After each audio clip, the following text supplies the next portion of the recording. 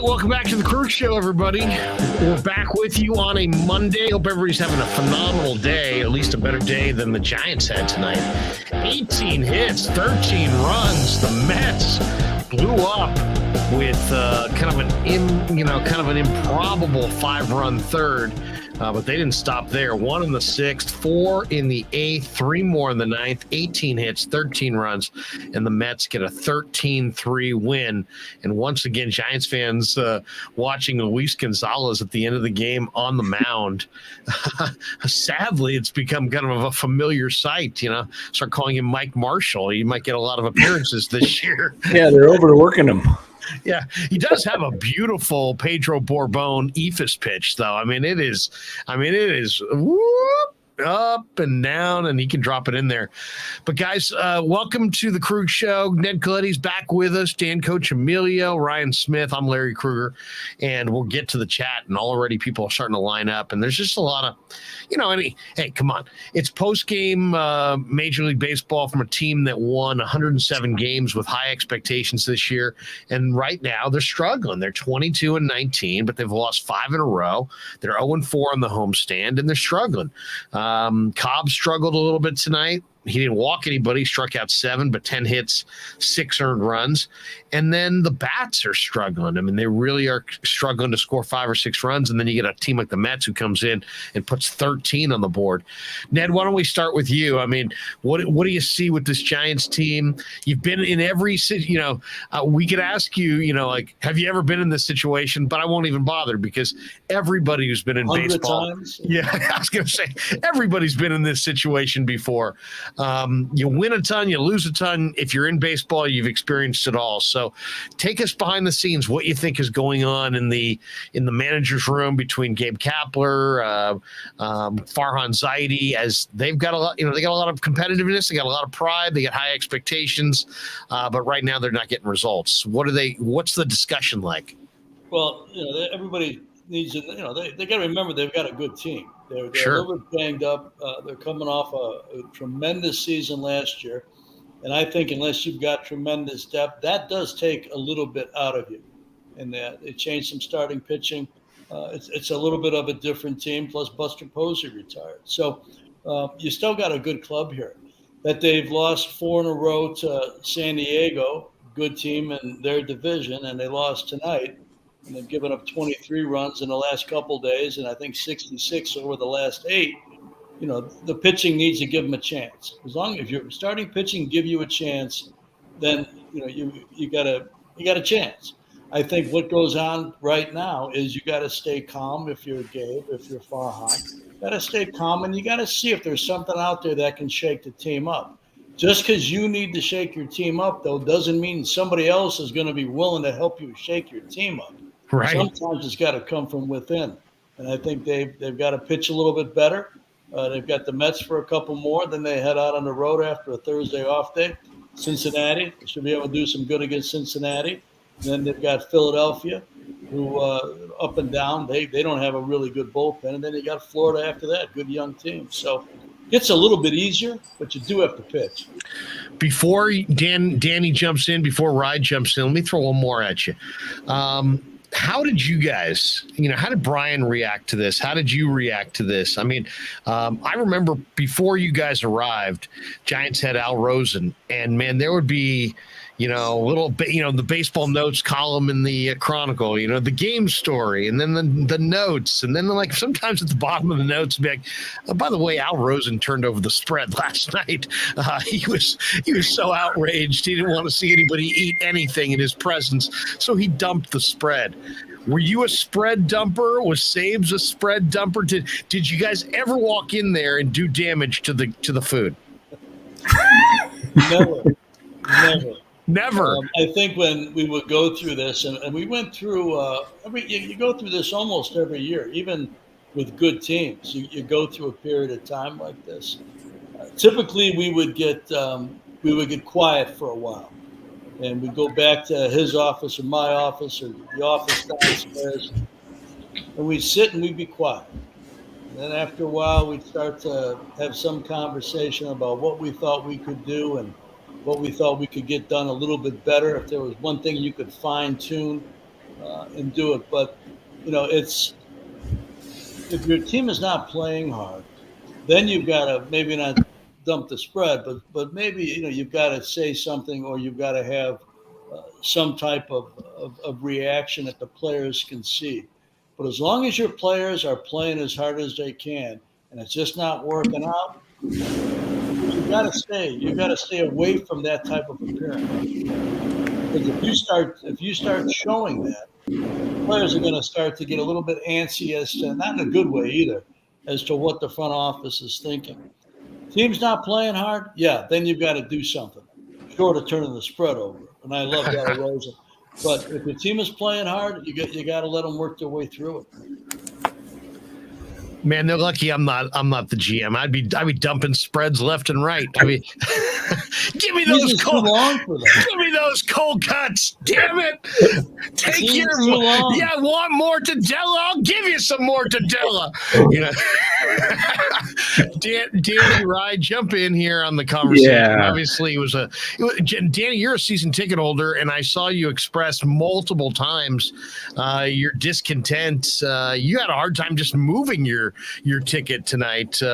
But from a season ticket holder's perspective, Dan, give us your perspective, because obviously you're not, you're invested. You're invested in them. To me, to me, everybody can be a fan, but when you're a season ticket holder, I don't want to say that you're a better fan, but you at least have somewhat of a seat at the table because you're invested in the whole thing.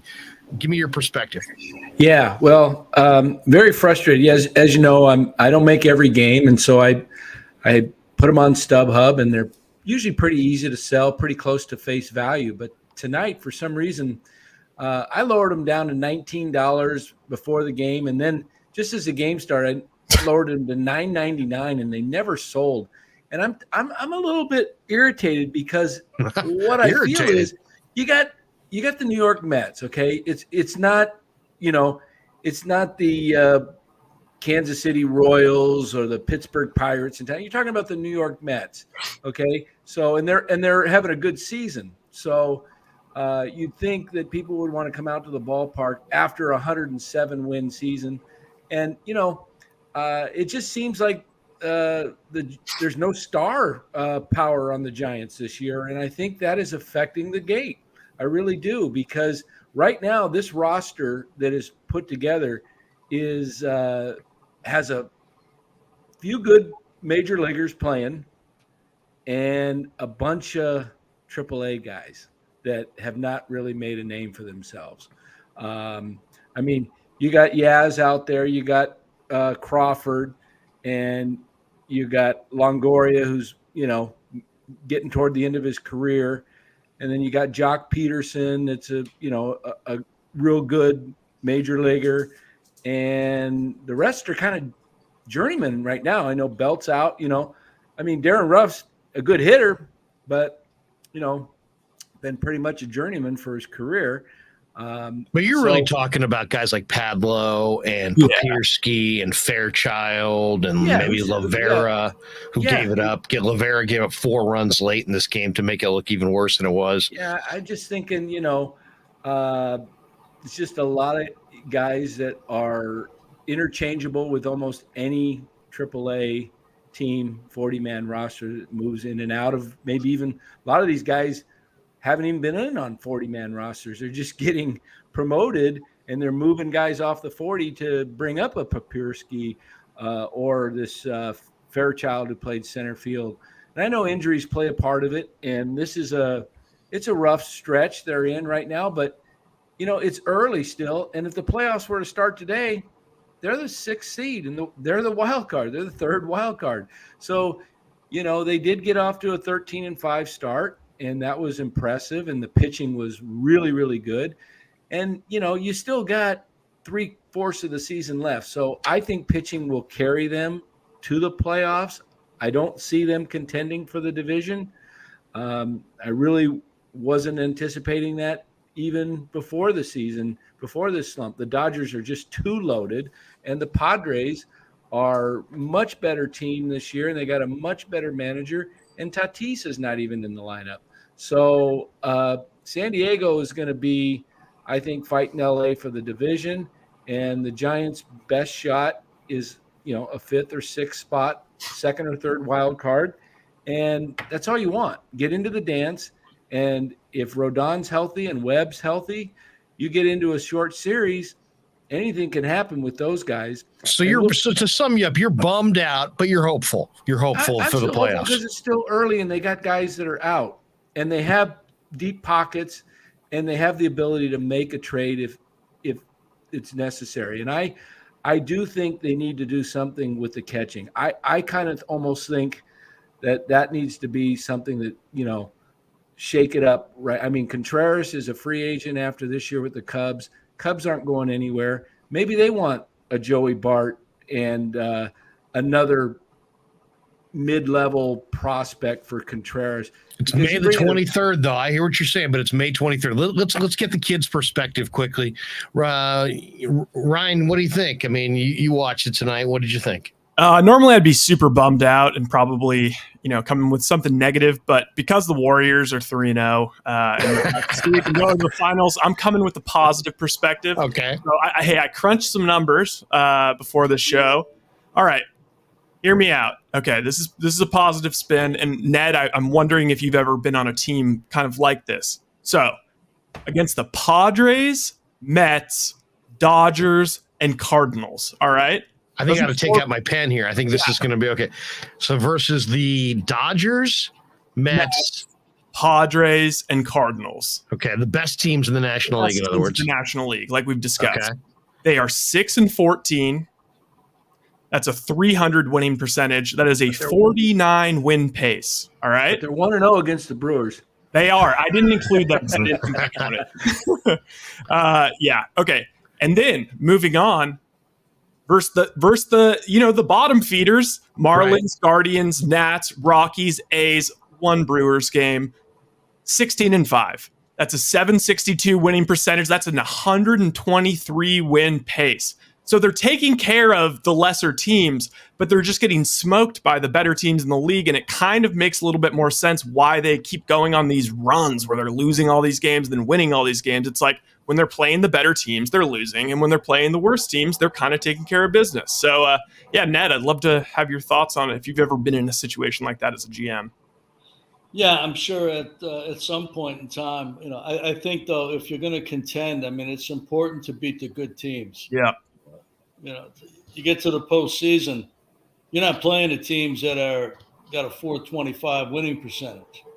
You're playing a good team. So I do think at some point in time you really have to do it. What we would always look at is the first thing to get over 500, then maybe 10 over 500. And in the meantime, take care of business in your own division, because obviously all those games count for two because you got all the movement of one win, one loss. But also how you play against the better teams.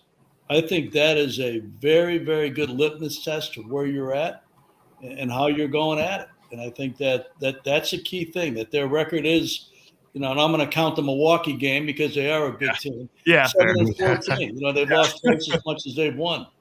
You've got to get that to at least even. And then, as you said, Ryan, start to take advantage and take it to the teams that are not good teams.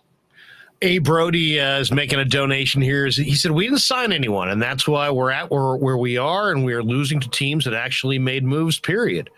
Manny Machado here in the chat. I don't think it's the same Manny Machado, but not that he didn't do enough damage this weekend. He says, what would Ned do if he were the Giants GM right now? This is not a big let's second guess Farhan, Ned. This is just more like your perspective on where do you go from here? Because, there's always like somebody in the minor leagues that you could promote. They got a kid down there who's swinging it pretty well. He's not really a kid. He's actually probably a little bit older. Danny, what's the David Villar?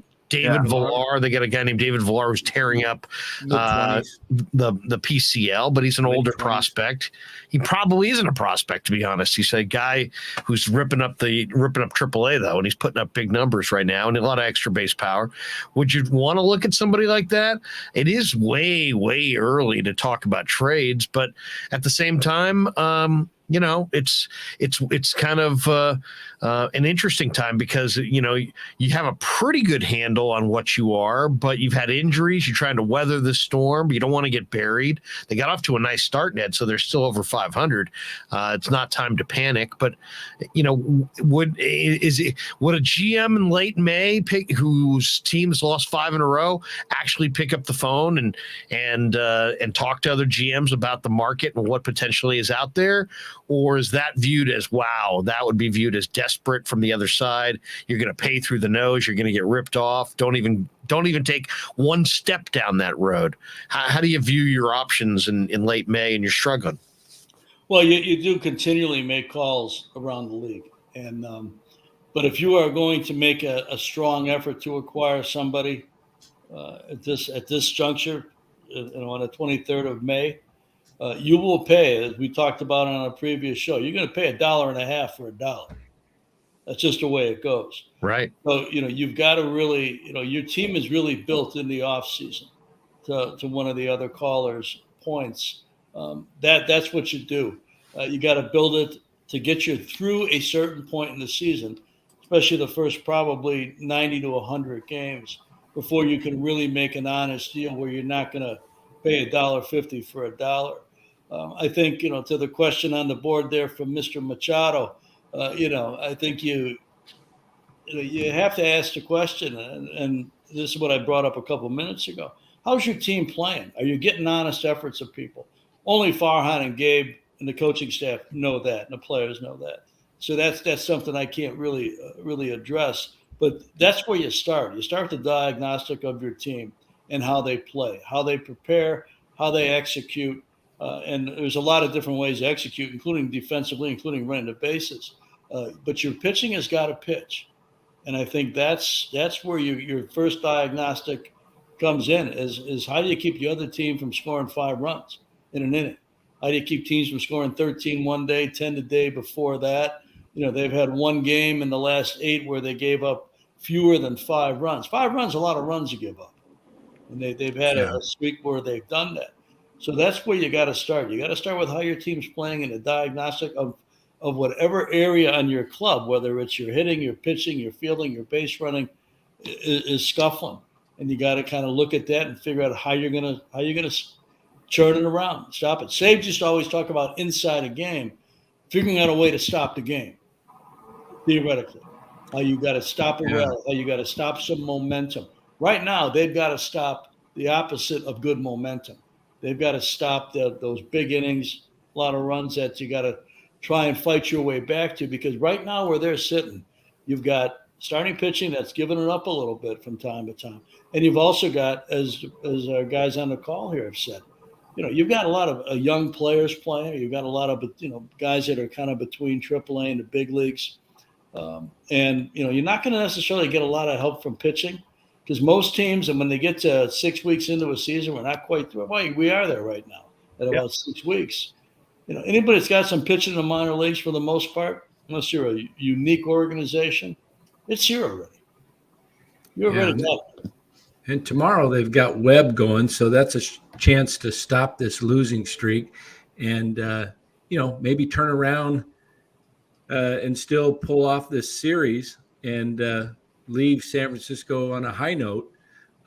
This is what you really look for in an ace, is to put a stop to the winning streak and possibly throw a shutout or maybe give up 1 or 2 runs at the most tomorrow and see if he can go 7 and really give your bullpen a rest and give your team a jolt.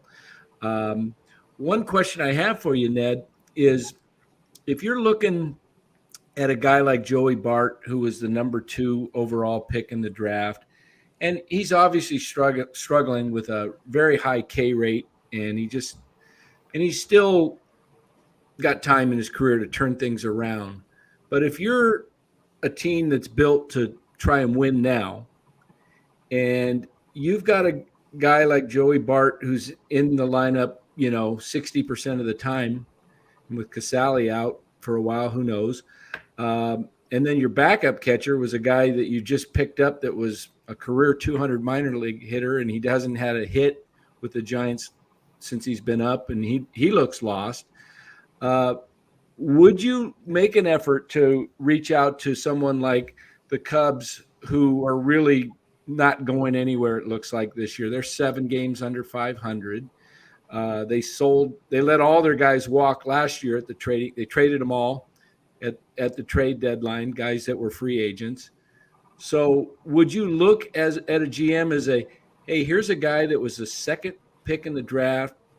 We're going to lose Contreras most likely. He walks after this year if we don't trade him. Do you say, hey, I'll take a shot at a catcher with a lot of potential and maybe ask for a 25 to 35 number prospect? Is that something that you can talk to another GM and kind of say, hey, look, you guys aren't going anywhere.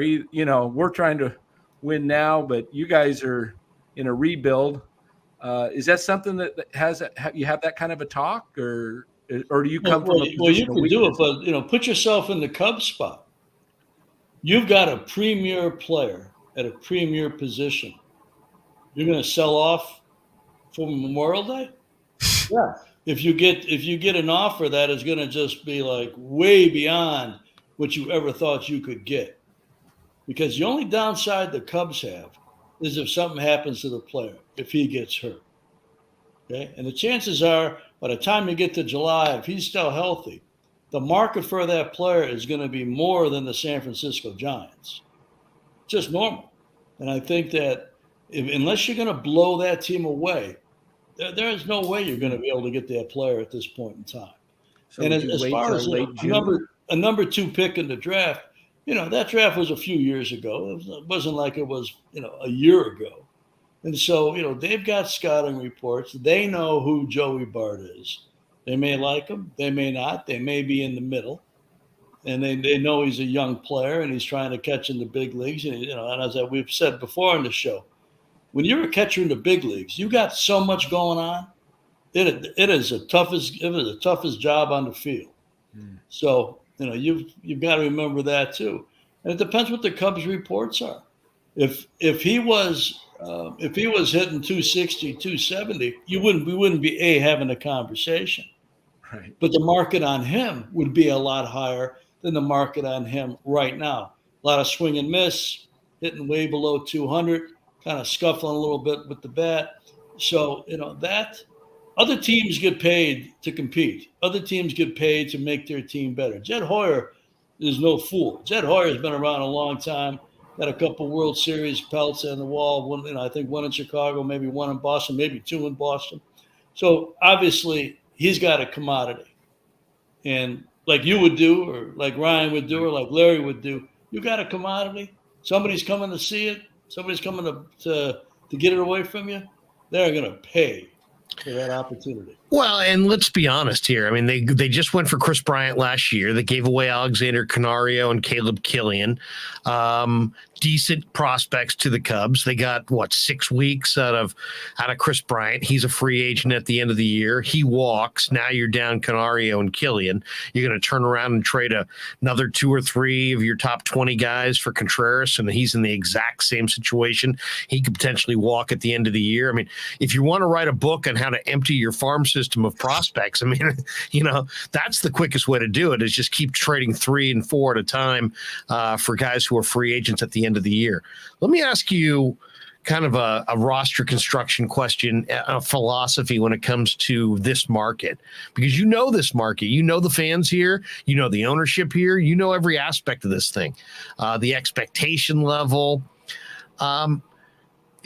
Is this a star market? I mean, you signed Barry Bonds to 2 of the biggest contracts, and I don't need to point out, we all know that you guys came really, really close to winning the World Series, but didn't get over the top with Barry Bonds. Then the team that came out without that star, that mega star player, even though they had a lot of talent, they didn't have a Barry Bonds type anchor, and they won in 10, and they won in 12, and they won in 14. And it kind of shows that it's a team game. But where are you, Ned, as far as there's a business component to this thing? how much did Brian and you talk about, hey, if we get this player, he may sell tickets, but he may not get us to the playoffs. Or, hey, maybe we should be interested in this player because you know what? We got to sell tickets. Maybe it was before this park was opened and it was the candlestick years. And you're thinking about 12,500 on a midweek night game. And you're like, hey, we got to get some juice in the yard and bring in some name quality guys. How much does selling tickets, does it enter the GM's equation at all? Should it? Or is that these two things should be separate? And if you're factoring in, ticket sales with your acquisitions, man, you just made things really hard on yourself and you're probably going down the wrong road. What did you guys have a philosophy on? Because you did sign, I don't know that either of you brought Barry Bonds to San Francisco, but you signed him to 2 extensions here. So obviously there was some value in your guys' minds to, not just winning games and not just what he contributed, but putting butts in the seats because he did that. Well, I think you could. There's a lot there to unpack, Larry. I think. Sure. I think, and I don't want to speak for Saves, but my recollection is we never talked about what it would mean to the gate. We always felt, at least in my opinion, and certainly me on a solo conversation here, it's all about winning. If you look at the 10 team, the 12 team, the 14 team, you said, no real big stars on that team, 3 World Series. They weren't drawing 1.5 million or 2 million people.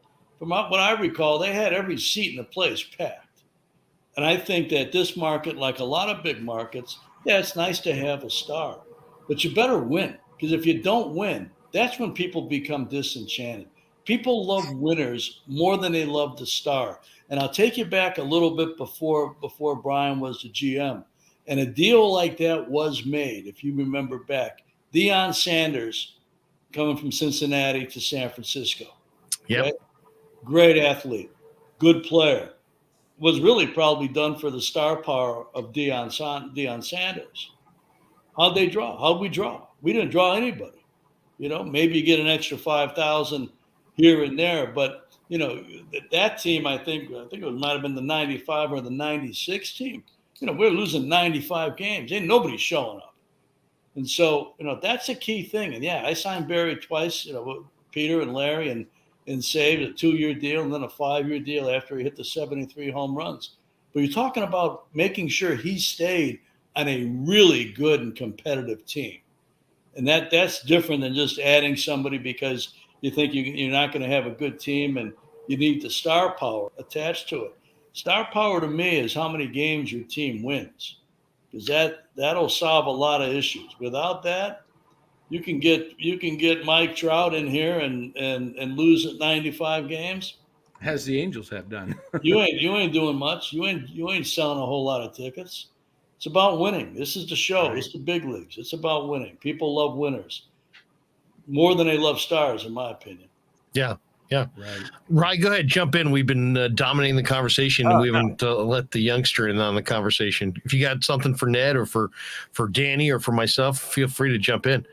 One of the things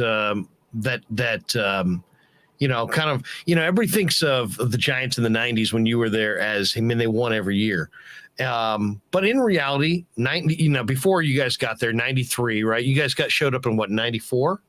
Brian was there in 93. I came in at the end of 94. 95 was my first season working in San Francisco. So, if we go back, 93, the team wins 103. 94 got off to kind of a bad start, then acquired Darryl Strawberry middle of the year, and all of a sudden the Giants were just reeling in LA and probably would have gone right on by. But then the strike hit, and the Williams was having this monster historical year. Then 95 starts slow. But 95 and 96 were not necessarily great years. I forget 95, the final record, but I can remember being at Wrigley Field in like August or September of 96 and watching the Giants roll in. And that team had, Kim Batiste and Rick Wilkins. And then that off season, Brian went and you guys acquired a lot of guys in the prime of their career.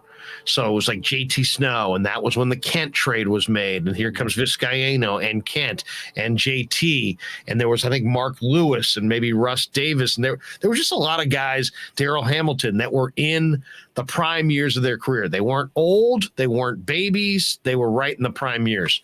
And I'm just kind of wondering if you think, that might be, the move. It seems like in baseball, you get really penalized by the opposition when you have a roster that's either too old or too young.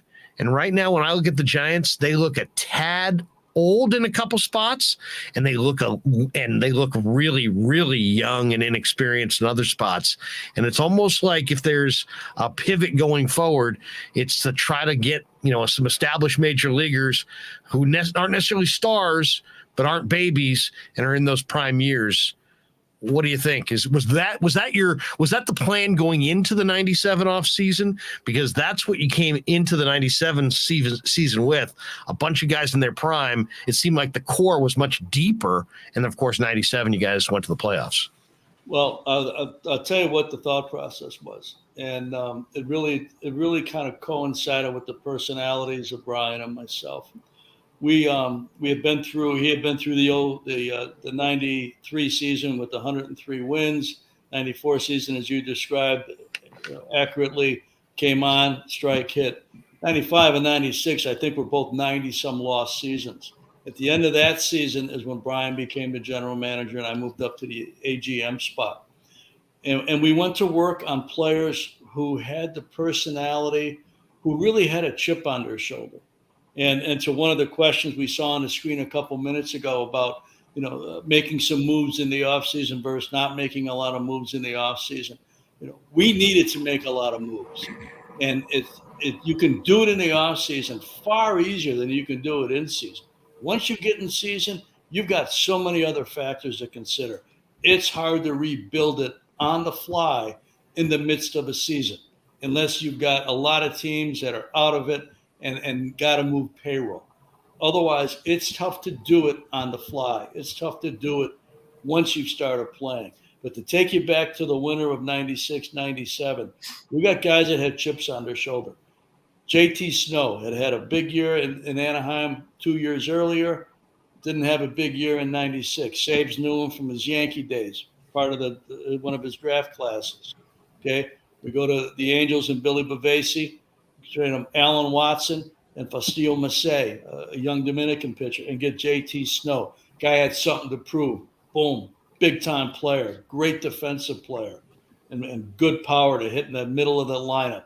Jeff Kent, one of the all-time guys with a chip on his shoulder, played hard day in, day out. You look at his career, I think he had a 2080 season at some point, either in Cleveland or New York. I think he was drafted by Toronto out of Cal originally. But he had a chip on his shoulder too. And he came to this team with something to prove. Vizcaino I had known for years. I knew he was a solid player. My first trade in baseball operations was getting him from the Dodgers to the Cubs, I think in 1990. So somebody who I knew really well and who was really trustworthy, could play either side of second base. Darrell Hamilton, we needed a leadoff hitter. We brought in Darrell Hamilton, played some center field, played well. God bless him, gone now, but somebody who really helped ignite us at the top of the order. And we started to put this thing together. And we had guys that played, guys who played hard. And we had traded away, as you remember, Matt Williams, which caused all kinds of the I am not an idiot trade, right? all kinds of fear in the city, which obviously you're talking about a great player and a fan favorite. We didn't have any choice. I don't know that Krueg and Kipe were too excited about that trade at the time. I don't think anybody was, but we had no choice. You had to sit where we sat because Brian really had no choice. We had two players eating up, and the new ballpark was not online yet. I don't think it came online until after that season. So you're playing in Candlestick, 12,500, probably an average crowd unless the Dodgers are playing. That's going to be your average. And you've got a massive facility, nobody's coming, and you've got a team that's lost 90-some games the last 2 years, and you've got two players that are eating up about 30 of your payroll, whatever it was. I'm probably off on that, but a considerable amount of your payroll. And who had the value? and we did a lot of homework on both players, and we love Matty and we love Barry, and we just thought that Barry's going to have a longer career of productivity than Matt. And candidly, there weren't that many teams that were in on Matt. Cleveland happened to be the one that we made the deal with, but Cleveland may have been one of two or maybe one of three that had shown more than a passing interest in it. So what we did by trading Matt, besides light up the phone lines and light up your old studios lines, or what are they doing over there? We got a second baseman, we got a shortstop.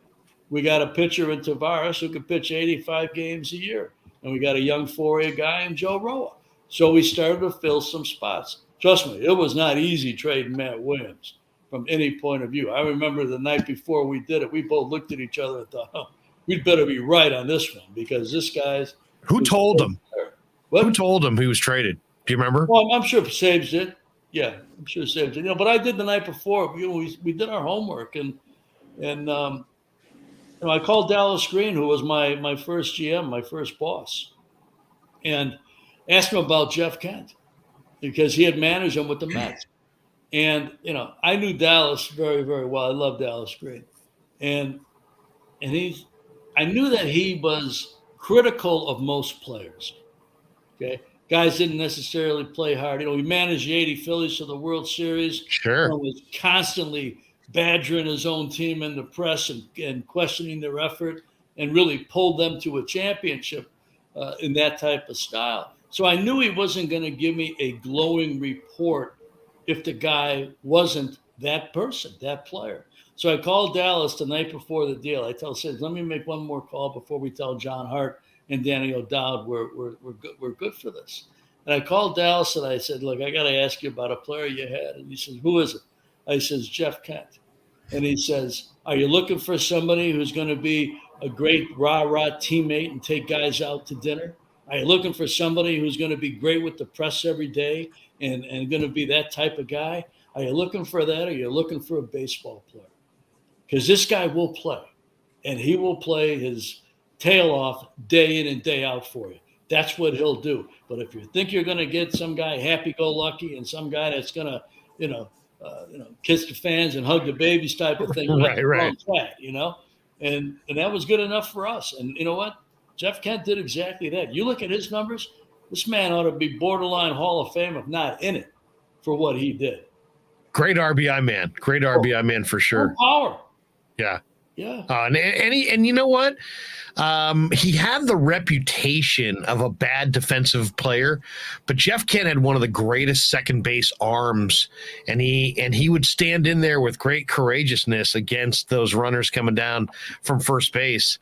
And so, he actually played a pretty, Giants fans at that point were a little spoiled, right? Because we had seen Robbie Thompson, who was a very good defensive second baseman, and he wasn't Robbie, but he wasn't bad. He wasn't a butcher. He was pretty sure-handed. His range was not great, but his arm was spectacular, and the RBIs and the power were tremendous. I mean, that lineup was Kent, Bonds, JT Snow, Aurelia, Burks. My goodness. Yeah, that 2002-2003 team. Oh yeah, they were to me they were the best team in baseball, but just didn't get it done. It's shocking that last year's team had more home runs than them, right? Or they had more people with 15 plus home runs. It was something crazy like that. Now watching this year, I think I just wanted to get involved with the chat a little bit because I think that they're all button heads. People are a little butthurt, I guess you could say, about tonight's game and the way things are going. So I just wanted to throw this out there. So when you're playing like a team like the Mets or the Padres, it is a little demoralizing. Like, when we're constantly bringing up different guys, and it's like they have legitimate stars, and like the ball sounds a little different coming off their bat.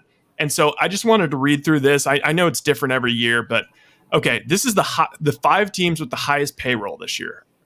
Number 1, the Dodgers, first in their division. Number 2, the Mets, first in their division. Number 3, the Yankees, first in their division. Number 4, Phillies, decent team. I mean, middle of the pack. Number 5, Padres. So it's a little discouraging when you're just like, man, it just looks like the highest payroll teams are the best teams. Does that spark anything in you, Ned? Do you have any comments on that? I think those teams can afford or have afforded to be able to make more mistakes. Okay. Okay. It doesn't guarantee you anything. If you look back at every World Series champion or even the two teams that played in it, how many of them were the highest payroll team? They may have been up there, but when the Dodgers won the World Series, they beat a team that payroll probably wasn't even 100 million in Tampa. Yep. So it does help you.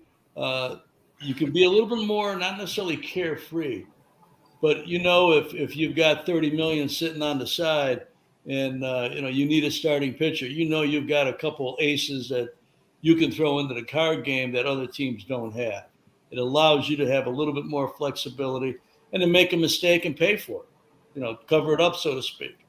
But that doesn't necessarily mean you're going to win. The teams that are, that you point out right now, yeah, you're talking about good teams, but that to me is more of an outlier than the way it goes.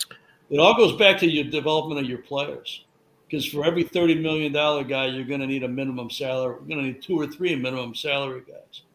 And that's the balance, and that's what you really got to get accomplished, and make sure you draft well and do international well and really develop them. And that's the key to having sustained success.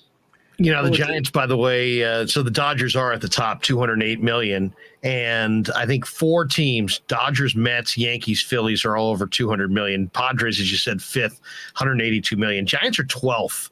They're about 153, 154. They have the 11th, and they have the 11th best record. They have so they're basically getting exactly what they paid for, but 111 million is where they're at. How did this is a unique situation because there's not one owner. There's a group. How do the Giants do that, Ned? I mean, you guys, same ownership group that Farhan's dealing with, you and Brian dealt with. It always seemed like you guys, if you could show what you had or the club could show what they had, it seemed like you either left yourself room in the middle of the season for payroll additions, or maybe, I don't know, maybe you guys went to the ownership group in June and said, hey, we think we need a little bit more money. Farhan bid on Trevor Story, bid on Seiya Suzuki, bid on some big name guys that you got to think the dollars were there. And the 111 is quite a bit below what this team has spent in the past.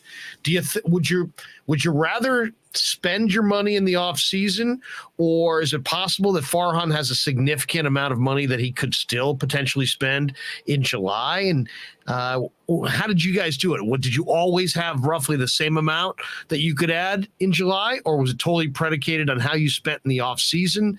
And how does the ownership group want to, how do they have a hard number and they say, I don't care where you guys are at, you're not going above this number no matter what?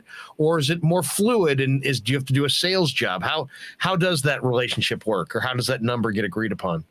Well, it may be relatively the same ownership group that I work for, but I can't tell you that I've been around them for the last 15 years, so I'm not sure what the dynamics are. Sure. The way it was there was a small board. Sabes and I would meet with the entire group from time to time, and we would meet with a smaller group and met with Peter McGowan and Larry Baer, not daily, but pretty close to daily. Our offices, it was Peter, Larry, myself, and Sabes. So we were always in conversation. We always were in communication, vice versa. I think that, we kept some powder dry for July, knowing we had a chance to compete and knowing we were going to need to add a player or more than that by the time we got to that part in the season. And I think that, it's not only for your standing and things like that, but it's really for the culture of your clubhouse. For a team, and I think Seattle didn't do anything many, many years ago, had a great team and stood pat at the deadline and never made it past maybe the first round.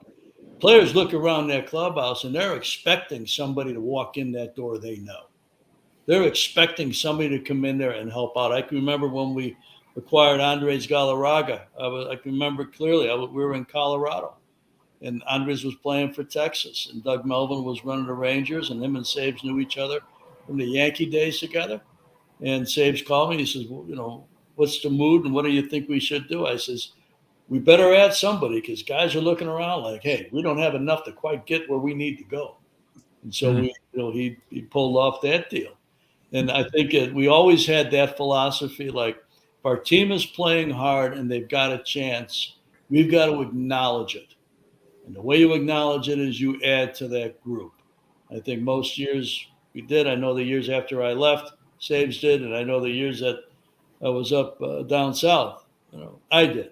I think it's a key component to what you do and how you try and put your club together. Just as it was, and I'll make one other point, and this again goes to somebody who had asked a question about your off season and who you sign. I can remember after we go to a World Series in 2002, we lose Russ Ortiz, and I think maybe Levon. You traded Russ Ortiz to the Braves for Damian Moss. Yes, and that was a payroll situation, and that was painful because Russ went to a very good Atlanta rotation. Leo Mazzoni plugged him right in, and I think he had a terrific year. And we lost Jeff, I think, to Houston, if I'm not mistaken. Yeah, I think you're right. And so when you go to the World Series and you have a chance to win Game 6 and win for the first time in your city, and then you lose that and you lose Game 7, and then when guys gather back at Scottsdale Stadium the first day of camp or Indian School Park, wherever the first day was back then, and they look around that room and key guys are missing, they wonder what's up. Because, you have a team that goes to the World Series, they're hoping, the guys that are coming back, they're hoping there's more guys in that room, or at least the guys that were there last year. And as you took away 40% of your rotation and you took away the hitter that hit right next to Bonds either before or after all those years, people wondered. Right? We still got to the playoffs in 2003, but it was a different type of group and it was a different type of struggle to do it. And a different manager. Psychology to helping your team out at some point in time. It shows you're paying attention. It shows that you're gonna spend what it takes to get there. But you got to be careful with it too, because you can't make a move just to make a move. You've got to find that move that is going to help your team, like a Galarraga, or like the Wilson Alvarez, Roberto Hernandez, Danny Darwin deal with the White Sox in '97. Ellis Burks for Darrell Hamilton, trade deadline deal, as I recall. Huge deal for us. And, you've got to be able to add that person who walks in that room and everybody knows what the back of the baseball card looks like. I'm reading some comments in the chat room and I see a lot of, we got to do this. We're not competitive. At the beginning, I said, right now, there's guys out there that are between AAA and the majors, and the roster looks kind of in shambles. But a lot of it has to do with just circumstances over injuries. Belt, Slater's out, Wade's out, Casali's out. So it weakens the bench, the depth, and then you have to call up guys that are maybe not ready for prime time. But as you said, all teams go through this. Earlier in the year, just 10 days ago, the Dodgers were in the midst of a possible, I think they had lost 4 in a row, maybe 5, and they miraculously come back in the bottom of the 9th against the Phillies, or they get swept, and, they're in a tailspin. They win that game, and they go on to win 7 in a row. The Giants just recently had a 4-game skid prior to this 4-game skid and then won 6 in a row. So a lot of it's up and down with who you're playing and what you have at the time you're playing that team, so they lost 2 in LA with, guys out on COVID and injury. They were basically, Farhan was buying guys just to fill a roster, with Seattle. So at 22-19, it's not like it's, they're 70-70 or something, and they're 8 games out. This is plenty of time to turn it around. We look at last year, the Braves looked like they were going nowhere. In 2019, the Nationals were 10 games under 500 at this point. both those teams, the Braves and Nationals, went on to win the World Series. So a lot can happen. And there's an extra playoff team this year. Right. And right now they're in playoff it. position.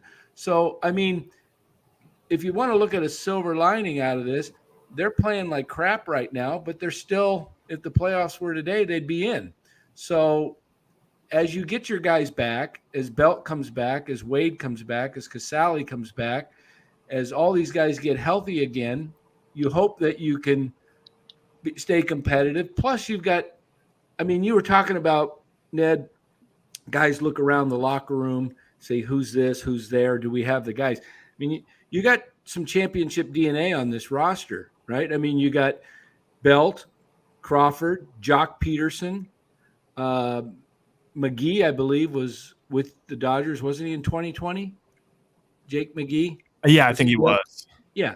So you've got guys that have won World Series titles, and they know this is a long season, and they know that this isn't the roster that's going to be the roster going forward.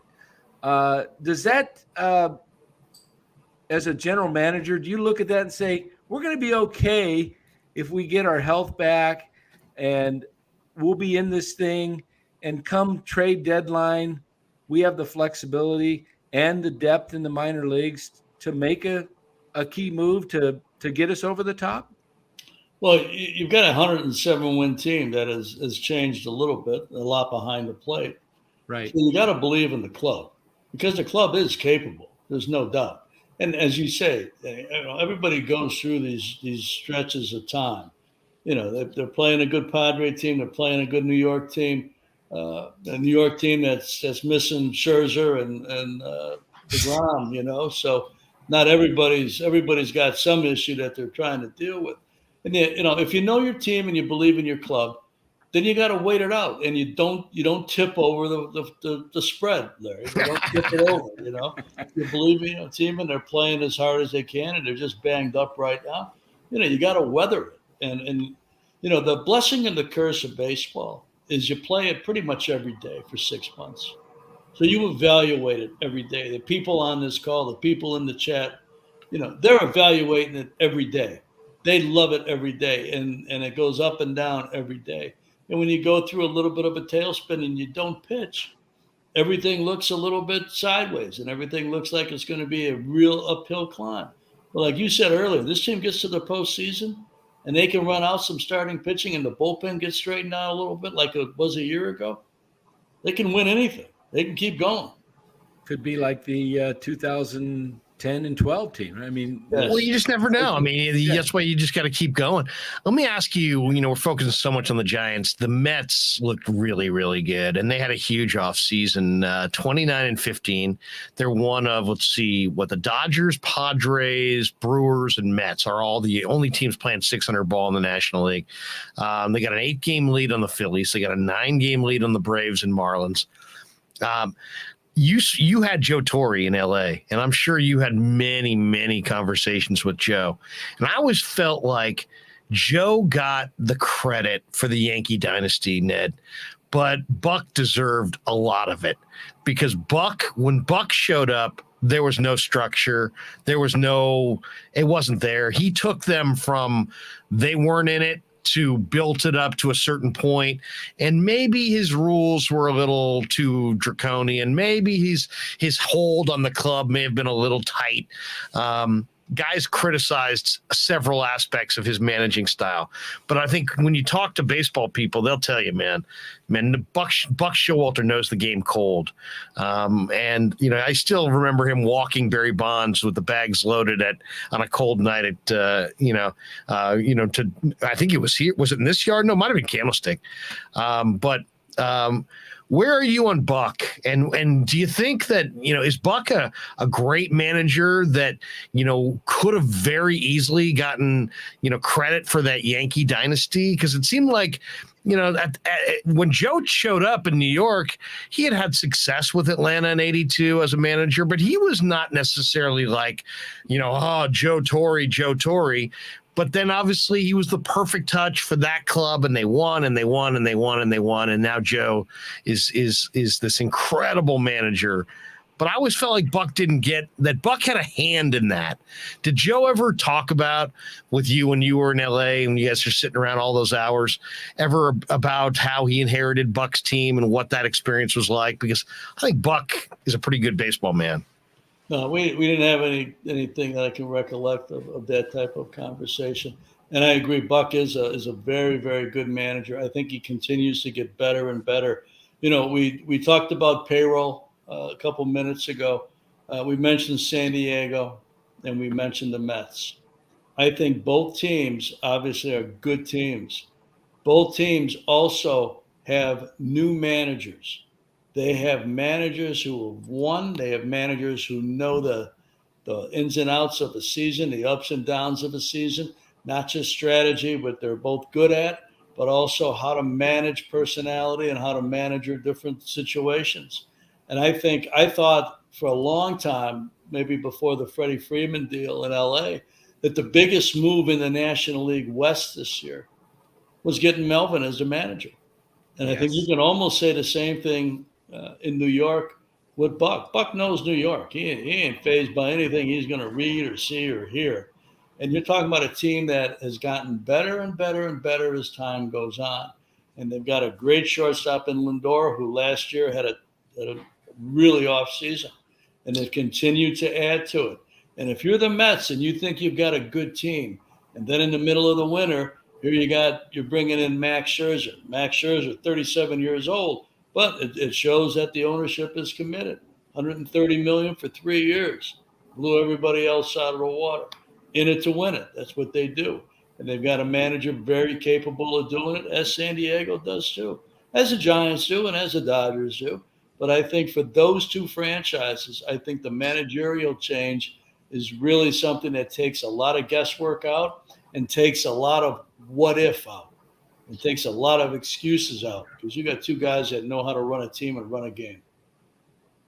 Yeah. One guy we saw this weekend that I got to get your thoughts on. Man, have you seen how hot Manny Machado is right now? They pitched him up. He hit it out. He hit the ball up. He hit the ball down. He hit the ball off the plate. He had a game where every ball off his bat was incredibly loud.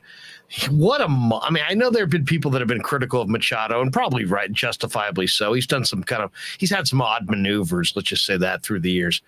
But man, if you just want to evaluate what this guy can do in the batter's box, especially when he's going good, he's going good right now, and he was unbelievable this weekend. You got a thought on Machado? I know he came to LA in 2018. You were already moved on at that point, but obviously you had a chance to watch him up close, covering the Dodgers as a media person. What's your thought on Manny Machado? Tremendous player, and also defensively. You cannot forget the defense. This man can pick it. Either spot, not as good a shortstop as he once was, but you're talking about a guy that can win a Gold Glove. And he is one of those players that is capable, and it's hard to be capable 162 games a season, but he is very capable of being the best player on the field many, many nights. And that's the qualities of a star, and he can play. And right now he's if the season ended today, the Giants would be in the playoffs, and he'd be the MVP of the league probably. Leads the NL right now in average on-base percentage, slugging percentage, leads the majors with a 3.0 WAR. Yes. He's incredible. He's just doing it. And one other thing, one guy who absolutely, we hear about this all the time. The Giants ought to get this guy. They ought to get that guy. Well, most of the time you just kind of, you don't really, you say, yeah, maybe that'd be great. One guy that, it seems like, I would definitely want to see this guy in San Francisco, just based on the way he hits in your yard, is Will Myers. Will Myers, ever since Pac-Bell opened, he's like Joe DiMaggio every time he rolls in. He's that good, Ned. I mean, how much does that factor in? Like when you were putting together teams, you ever look at, before you're making a signing or a trade for a player, let's just see what this guy's career stats are in our yard? Or does that that's like secondary? You're not worried about that, because Myers, as I said, I don't know. I don't have the numbers in front of me, but all Giants fans know he's a giant killer, but especially in San Francisco. And he makes this big yard, which is a pitching type yard. He makes it look small. Well, you've got to take it into consideration, but you also have to be careful with it because that can't be a major part of your equation because you have different dynamics. You have a different lineup he's going to be hitting in. Maybe the way the Giants pitch him is advantageous to his approach. You have to look at the whole body of work. Sure. If somebody can do well in a certain ballpark, yeah, you got to keep that. You got to keep that in mind. But that wouldn't tip the scale for me. If somebody was a really good player, if you had a chance to get Machado, and he was a 235 hitter at Pac Bell Park, would you pass on it? I don't think I'd pass on it.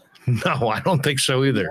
I can remember, he was an older player, so it's a little bit of an unfair characterization, but a good left-handed hitter that at least one or two of you might remember. If Ryan remembers this, he's got a tremendous historical background in the sport. And then Richie Hebner. Oh, yeah. Good left-handed hitter. Pirates came up with the Pirates when the Pirates had Al Oliver and Dave Cash and all those guys that Hebner could rake. And we acquired them, and we were, as we were looking at it, we acquired him in Chicago, and people said, well, he was a 300 hitter at Wrigley Field, so we should get this guy. Well, wait a minute, he ain't facing Cubs pitching, so it might be a different dynamic. So it's interesting, but I think you got to be careful with it. I think you got to look at the whole body of work because there's no other way to do it. Colorado now, a little different dynamic as to how the ballpark plays almost always. And of course, they've kind of tailored it down a little bit with the humidor, but that you'd have to take that into consideration if you were looking at home road splits of a lot of Rocky players to kind of figure out where they were going to be and how reliable their numbers were on either side of it. Ned, I've got some questions regarding, and a lot of our listeners want to know about the minor leaguers. And, the Dodgers, they have one of the best player development staffs in all of baseball. And I think when Larry Baer hired Farhan, it was to duplicate what the Dodgers were doing. The Dodgers continually bring up prospect after prospect. They have prospects to trade for guys like Max Scherzer, and it still doesn't even seem to affect the flow of guys just keep coming. The Giants seem to be on that path when they hired Farhan to redo the entire development. They've got a new facility down in Phoenix that is state-of-the-art for player development. Guys like most of the Giants' top prospects, though, are at high A. How long would you perceive to see them ready, not just ready for the big leagues, but ready to hopefully contribute? Because, we keep hearing of this, these guys are coming, they're coming. How far away is a guy in high A? I looked at some of the guys like Mad Bum who flew through the minor leagues as a pitcher and came up and was instantly, successful. The Giants have a guy that's their number 2 prospect currently named Kyle Harrison. He's pitching really well. Then they have what they are considered their young phenom, Marco Luciano, who's a shortstop who may end up being a third baseman or a right fielder. But all these tools, they say, Luciano's a 5-tool player. Luis Matos, another guy. But what is the odds of, they've got 8-10 guys that they really, really like, their top 10. What are the odds of one or two of those guys really hitting it or several? And how long should it take? Well, it's tough to figure out how many of the group are going to become not just big league players, but really star big league players or contributors to really good teams. I think if you're at high A, unless you have the talent of a Madison or even a Lincecum, it's going to take you a while. Hitters, it's going to take longer. I think you're probably 3 years away. And let's not forget, and I think you made the point earlier in your question, just getting here is not enough. Right. Joey Bart's here. Right. But that's not quite enough today. So, it's going to take probably a season in the big leagues to get acclimated to it, and you're going to have to get better and better and better. They say it's tough to get to big leagues and it's tougher to stay. Right. And you know what? And it's tougher to win. So I think that you've got to really draft the right people, sign the right international players, and really develop them with the long view. And you can't rush a player. Madison, while he really kind of flourished quickly, he was not even really rushed when you think about how big he is. This guy had a body on him. He was an adult at a young age, so to speak. So that goes into it too. And so you've got to measure all sorts of different factors that a lot of people don't think about. They look at stats or they look at an analytical chart and they think, wow, this guy ought to be in AA or AAA already. There's a lot more to it. And you've got to wait sometimes for your younger players, especially some of your international players, to grow into the physicality of the sport. I signed Julio Urias, who's turned out to be a very good pitcher. And when we signed him, we loved the aptitude of him. He had a feel for pitching like I've never seen at 16 years old. Knew it, understood how to change speeds, how to read a swing, how to read anxiety in a hitter. He was like one of the smartest guys I had known, and even at 16 years old. But that doesn't mean he could pitch in the big leagues because he's still a 16-year-old physically.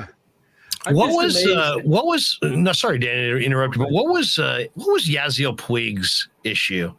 Because man, when you guys got Puig and you signed him, I think it was like a 6-year, $42 million, or 7 years, $42 million, or something like that. It was really reasonable. And then when you looked at the dollar figures and you looked at the age of the player, you thought, man, this was a screaming deal for the Dodgers because you locked him up for so many years. Kind of plateaued. And I don't know if it was the adapting to life in the States, or if it was a personality thing, or if it was a professionalism thing. But man, I mean, he went through the league, and his star, he's like a shooting star. I mean, he burst onto the scene. He made this huge impact. He got everybody excited. I remember seeing him dive in the outfield in a ball in Cuba in a highlight reel on YouTube, where he dove from right field to right center, caught the ball, slid on his belly, and popped up on his feet and threw to second base. And I thought to myself, wow, look at that. You don't even see that in the big leagues. This kid's freaky athletic, but it's like it started and he had a career, and then Lair, sorry to stop you. I think you might have an ESPN ad rolling in the background. Oh, really? Let me get rid of that. But like, as far as Puig, what in your mind, why did he peter out so fast?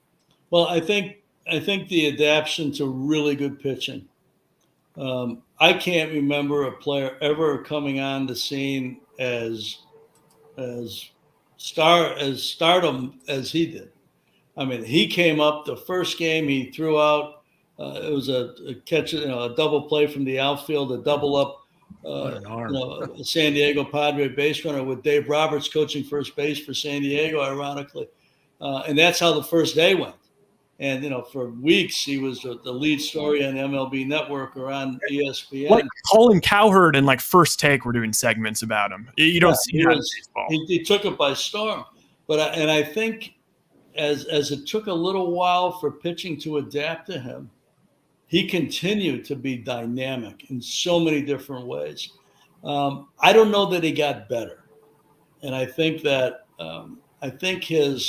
if you broke down his skill set as high as it was and as exciting and entertaining as he was, and I liked the guy a lot. I mean, I signed him and I had more conversations with him as a young player than I had with anybody, trying to make sure he was in the right place, as you say, off the field, on the field.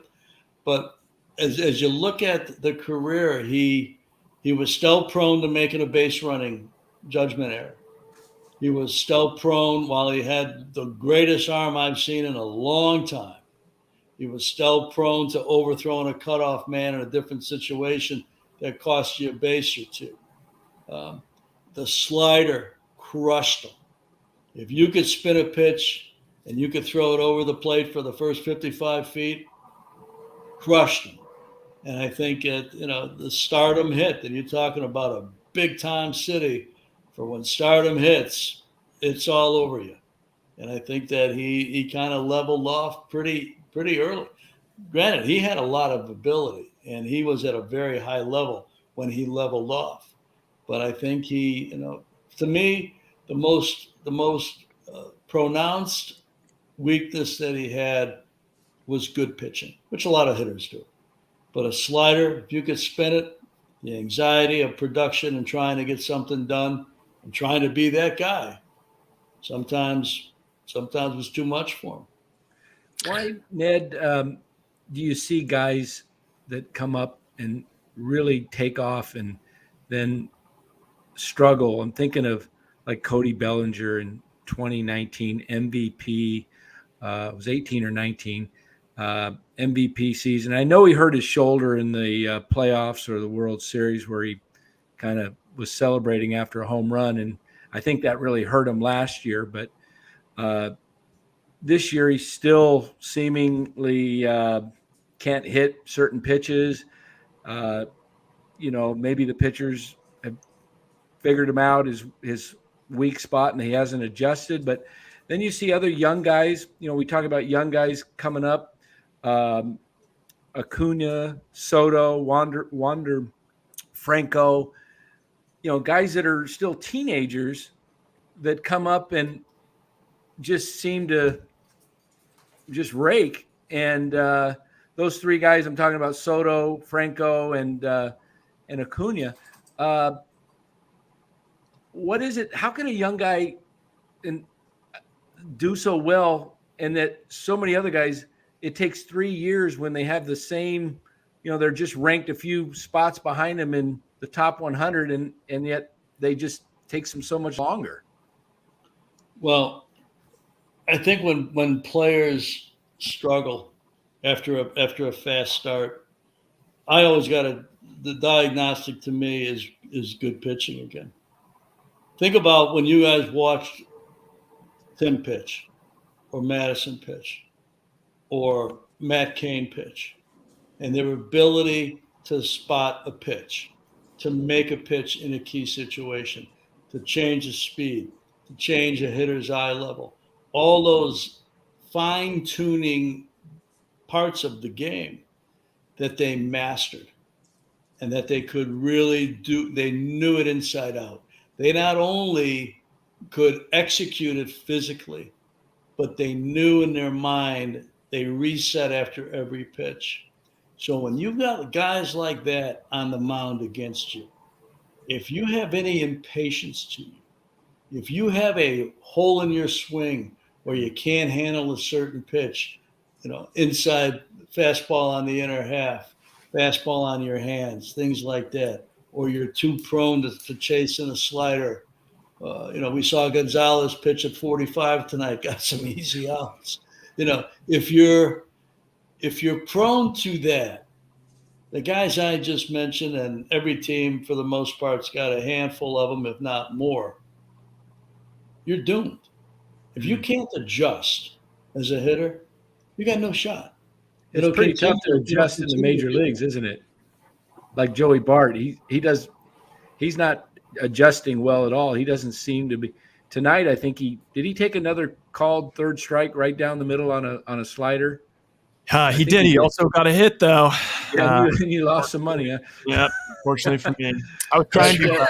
I was Ryan had a wager. He took the under on the over/under on Bart's hits. Rebel 444 asked. He said, "All right, I hope we get to hear Ned's opinion on the Soto versus Judge situation." And basically, there was just there was a trade rumor earlier this week that Mike Rizzo might do the unthinkable, and that's at some point trade Juan Soto, which just seems so unbelievably unbelievable. And then there's a talk from John Heyman saying that an NL West team, and I think it's been speculated that it may be the Giants, may have some interest if Aaron Judge ultimately becomes a free agent. Judge grew up in the Central Valley as a Giants fan. I think he's from Linden in the Valley there. There's a lot of talk that maybe he wants to live west. And it's funny, when this came up last week or earlier this week, I mentioned a conversation that you and I had, Ned, about just about, canvassing the league and free agency. And that I remember you saying to me, I think it was 2002, you'd be surprised how many guys in a given free agent class through their representation will just make it be known, hey, I'm not really interested in listening to anybody west of the Mississippi because we want to live east. So we just never know what goes into, the Giants aren't going after this guy. Well, maybe they got a word real quick that the guy wants to live in Miami or something. So they're the furthest thing away.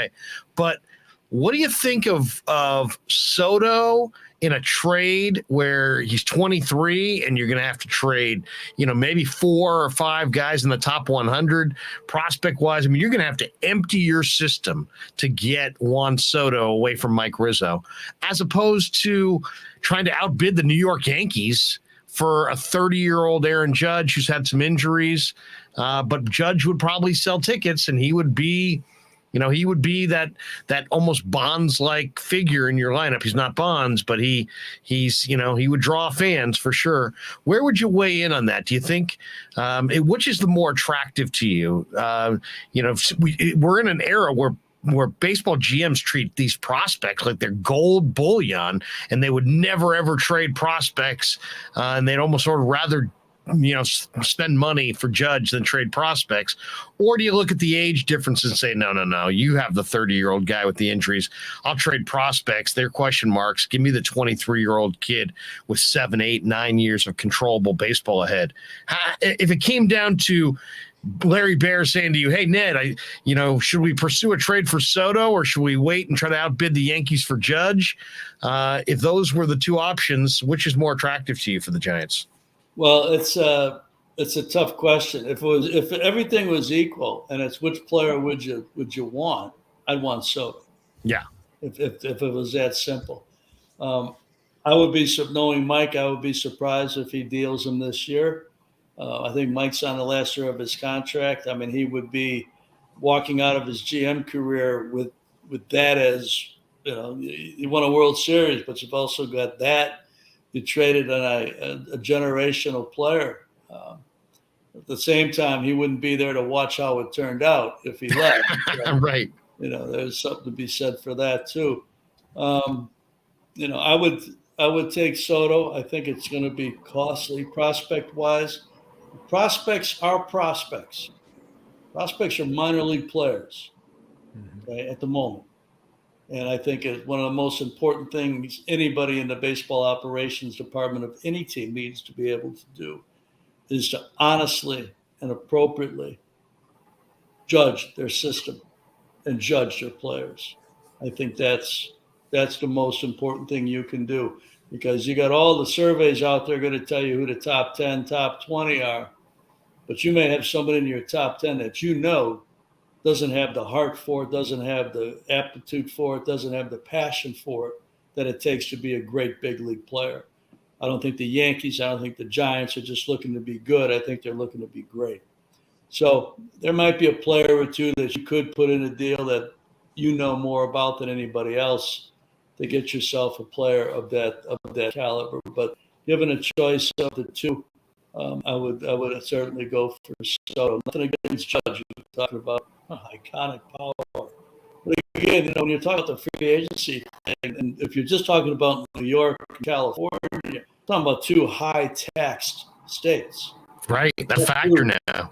That too, you got to think about, because players do, and agents do.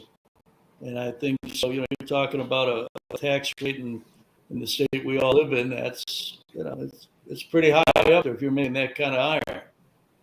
It's pretty tough though, because I'm sure people in chat would probably say, and when I'm most frustrated, I also would say it's like, well, but then look at the Dodgers and Angels. But is that just because they're in LA?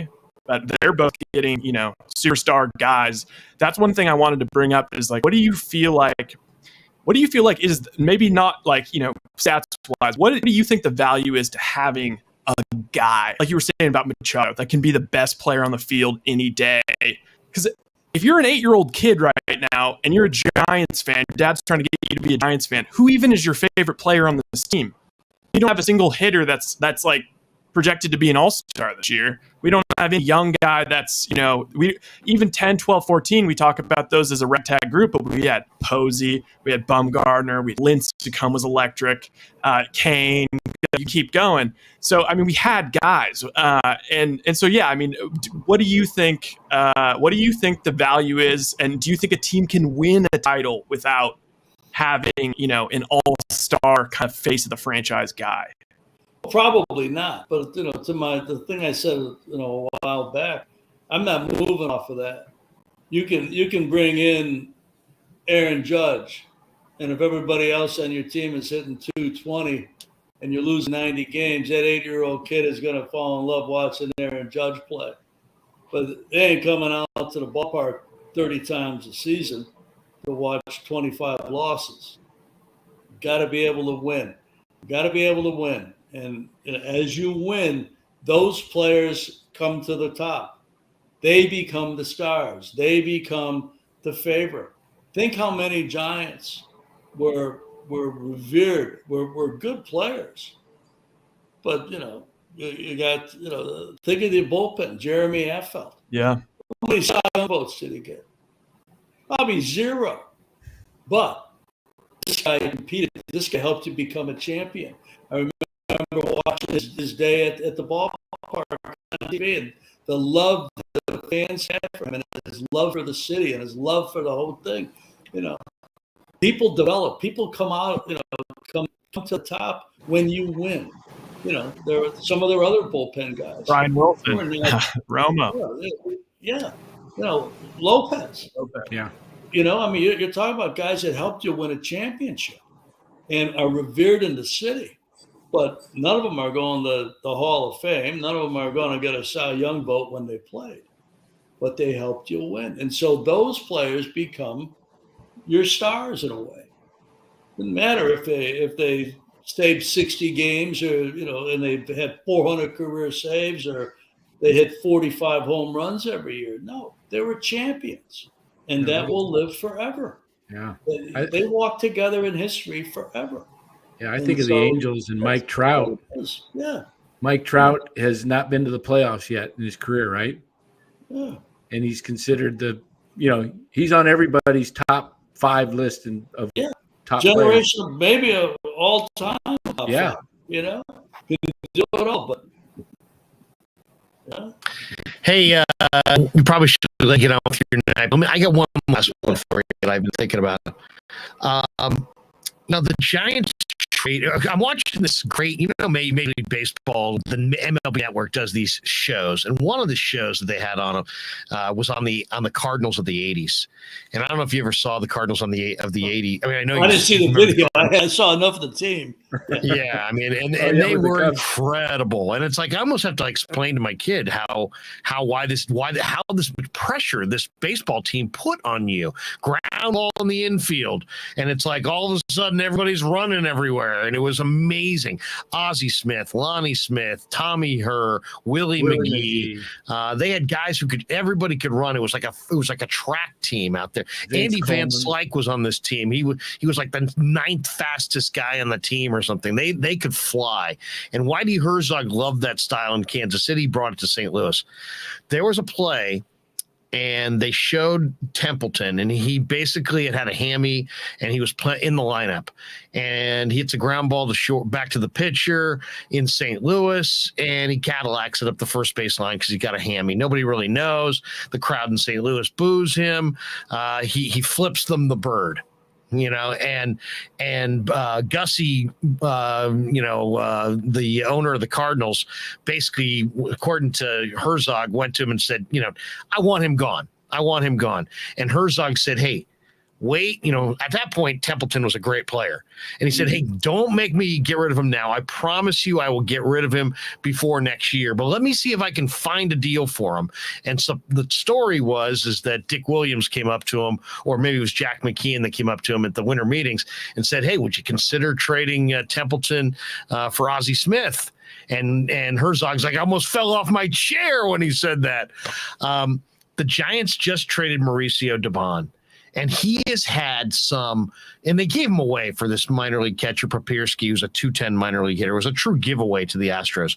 But I got to think that there's a very good chance that the Giants saw his base run. He's made some, I don't know how much Giants baseball you watched the last couple of years, but he made some of the most egregious, boneheaded, stupid base running plays.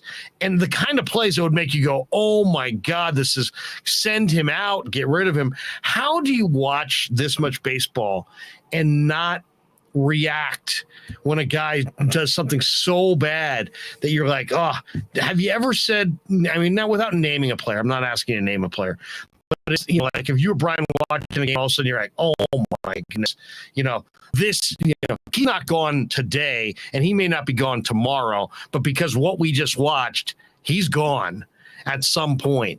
Do you file, or is that too impulsive? Are GMs not that impulsive, and they're not nearly like that? Because I personally think that somebody, I'm not sure if it's Farhan or Gabe or somebody, looked at that base running and said, you know what, first chance this guy gets hot, we're moving him, because they didn't get a whole lot. They moved him.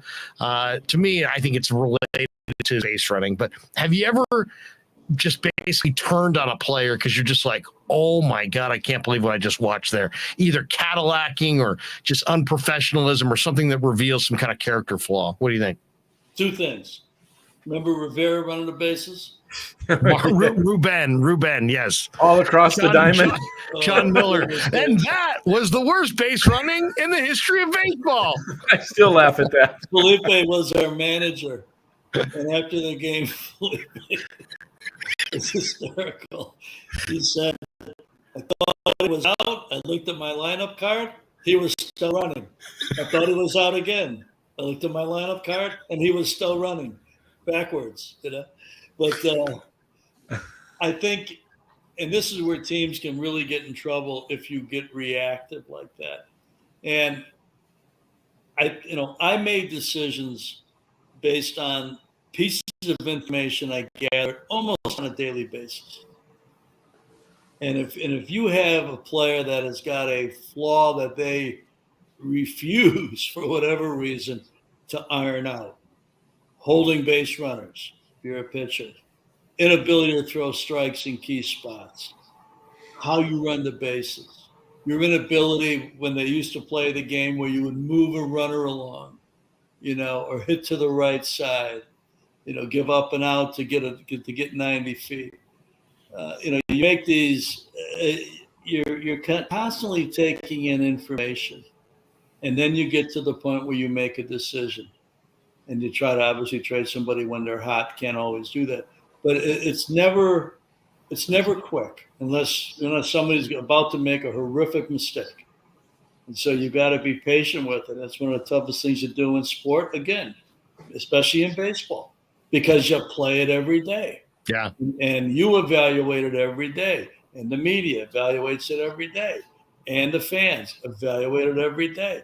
It's that type of sport. People are passionate about it. So, but you got, as a GM, you gotta have the patience to figure it out, and you've got to have the patience to make the move when it's right. But you gather information over a long period of time. It's like if you were going to make yourself, Larry, a loaf of bread, and you're going to do it crumb by crumb until you got the loaf of bread. Last one, it's so funny. I'm doing a show with Gary Radnich. It was a morning show, and one of the PR guys, I think it might have been Moorhead. One of the guys is like, hey, the guys listen to the show, in the weight room sometimes in the morning, and so you should know that. And I said, well, okay, thanks, I appreciate that, Jimmy. So we're talking one day, and the debate comes up. Brandon Crawford is having a real good year, and somebody called up, Gary, Gary Hayes, Brendan Crawford, the shortstop in baseball. Gary was in a good mood, and he's like, yeah, for my money, he is. I think he's a terrific player. I love Brandon. And I go, what? Francisco Lindor? Has anybody heard of him? Corey Seager? Has anybody heard of Corey Seager? Just, I'm just doing what I do, right? So the show ends. It's 12:15. Gary's like, hey, we're going to be at the ballpark Thursday. Jen Violet walks in. Matt Chisholm's on the line. He wants to, who do you guys want on Thursday? You're at the ballpark. And I go, Gary, who do you want? And he's like, I'd like to have Crawford on. So I said, great. So Jen's standing right there. She's got the phone and she's like, who do you guys want? I got Matt right here. I go, ask him if we could get Crawford. Gary would like to have Crawford on. And she goes, oh, wait a second. He's right here. And then she goes, what? Oh. And then she turns to me and she goes, Chisholm talked to Crawford and he said, have you tried Corey Seager? Have you called Corey Seager? or do you only want me because Corey Seager's not available? And I started laughing. Oh, man, I started laughing. But it's funny. I mean, we're all existing, and the players don't need the media, but they listen. I mean, it's funny, whether they say they listen or don't listen. Hey, my uncle heard it, my girlfriend heard it. It's funny how they always hear it. You always got to be careful what you say. And I think I made amends with Crawford like later that year. I'm like, hey man, it's just talk, and he's like, I was just busting you. I would have come on, but he didn't come on. He's like, yeah, maybe call Corey Seager. What do you think, Ned, as far as the media? I mean, the players. I mean, there's a lot of pressure. You're staring up at you're a GM. You're used to being criticized and critiqued publicly, but you don't have to look up at the screen every night and say, oh, he signed Jason Schmidt, or he traded this guy and that guy's hitting 440 at in April. You don't have to stare down your stats, but they stare down their stats, and they're listening to all of this talk about their performance. I just think, what's that world like? It's got to be wild to see. It's high pressure, but at the same time, everybody's got their say, and guys hear things, and girlfriends talk, and wives talk. I mean, the whole thing takes on a life of its own. Where do you weigh in on that? Can't pay attention to it. Do your best, make your effort pure, do everything you can do, and live with the result. You can't control the result, only control the process to get there. If it's clean and it's the best you got, you move on. You start listening to everybody, you're cooked. You got no shot if you take it to heart, no matter who you are, because even Barry, got grief from time to time. Not much, but not much. That's part of what the deal is. Let's roll it back a little bit. Guys make pretty good money playing Major League Baseball, right? Or absolutely, a lot of jack. Right? Okay, where does that money come from? That's right. So, in other words, it comes with the territory. It comes from the fan base, and it comes from the media. And the passion that's attached to the game. You got rights fees. Why are rights fees so lucrative? Because a lot of people watch, a lot of people listen, a lot of people buy the product that people sponsor. So you know what? If you want a world without the criticism, then get used to making $100 a day. Yeah. It's funny. I always people would ask us about that. Hey, what do you think of the people criticize, and they call up, they criticize your show, they criticize you. And I always say, hey, look, there's far more private sector jobs in this world than public sector jobs. Don't feel sorry for any of us sitting in front of a microphone. We chose this profession. We easily could have worked in the private sector. Nobody calls up and criticizes their, their washing machine repairman. It's guys on talk shows. It's guys on TV. It's people in media. It's athletes. So there's, if you don't want this, you can't handle it. Can't handle the heat. Get out of the kitchen. Ned, we're gonna force you out because we've taken the 90 minutes of your time. We're gonna go another 15 or 20 just to clean up the chat, but we'll let you get on with your night. You got a final word on this one? Obviously, it was a rough night for the Gigantes, 13-3. But tomorrow, the beautiful part about baseball, you don't got to wait a week and a half. They play again tomorrow night. Absolutely. You can get as hot, as cold as you are, you can get hot the very next day. Yeah. But you got to hope for it. As long as pitchers make pitches and keep teams in games, always got a chance. Yeah. We love you, brother. Thanks for stopping by with us. welcome. Always Thank you, good Ned. to wrap with you. We'll do it again for Danny and for Rye. We really appreciate your time, man. Thanks again. Guys. Always a pleasure to be on with you. Yeah, Take care. Ned Coletti, former Dodger GM, former Giant assistant GM. Wow. He is a wealth of information. Absolutely. Absolutely great. I love listening to his stories, and just his experience in the game is second to none. Perspective too, the perspective on all these things. Yeah. Everything that happens, whether it be a pitching coach getting fired, a trade, some kind of a transaction, some kind of controversy, he's got an ability to kind of digest it, not overreact to it, but give you meaningful perspective on it.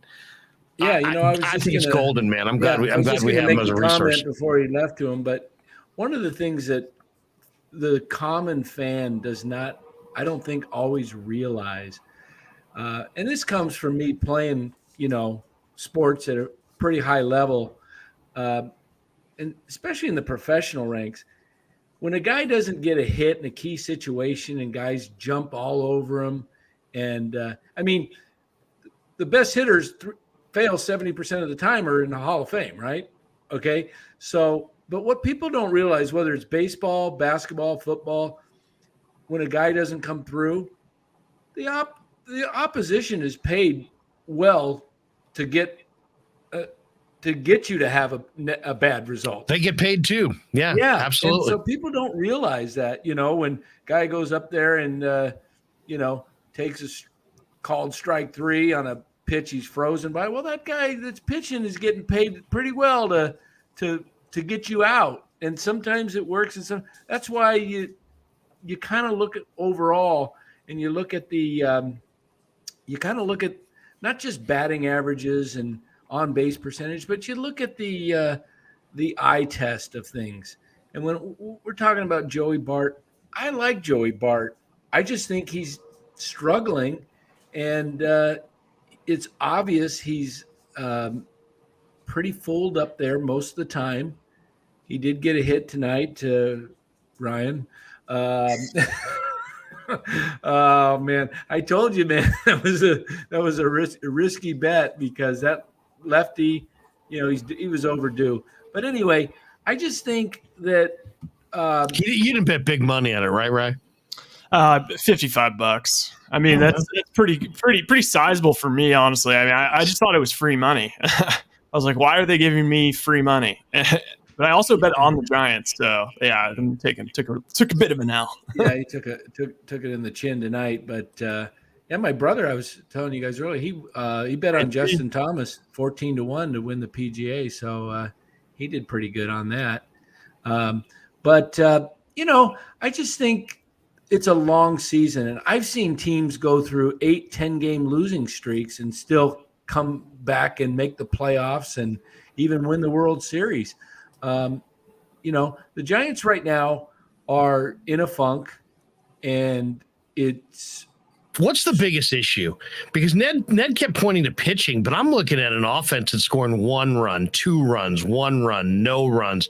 I'm looking at an offense that looks pretty anemic. I mean, you're talking about the Giant lineup. I think there's like 4 guys in there, 5 guys in there hitting under 220 or under 230, I should say. You look at that lineup today, Ruff's hitting 233. You've got Longoria at 171. Padlo is not a major league hitter yet, at least proven wise. He's 143. Jock Peterson's 232. Craw's hitting 220 right now. Bart's hitting 171. Papierski has yet to get his first hit. Same with Fairchild. They're at 0-0-0. There's just a lot of minor league hitters there. I don't know. I mean, A. Brody 7 says we need star power to boost the fan base and bring life back into the games. Normally I would say that sounds like a fan take, but I think that's a pretty accurate take, to be honest. I think this team does need a little star power. I think they need a little juice. It does feel a little sleepy at the yard. You know, I mean, I've seen a lot of teams that are, I mean, I've seen worse Giant teams than this, but this is one of the sleepier outfits I can remember as far as, you know, there's some good, I mean, there's 5 or 6 guys I really love watching on this team. Camilo Doval, you know, I love watching Luis Gonzalez, Dan Coach Emilio spotted in the Cactus League, by the way.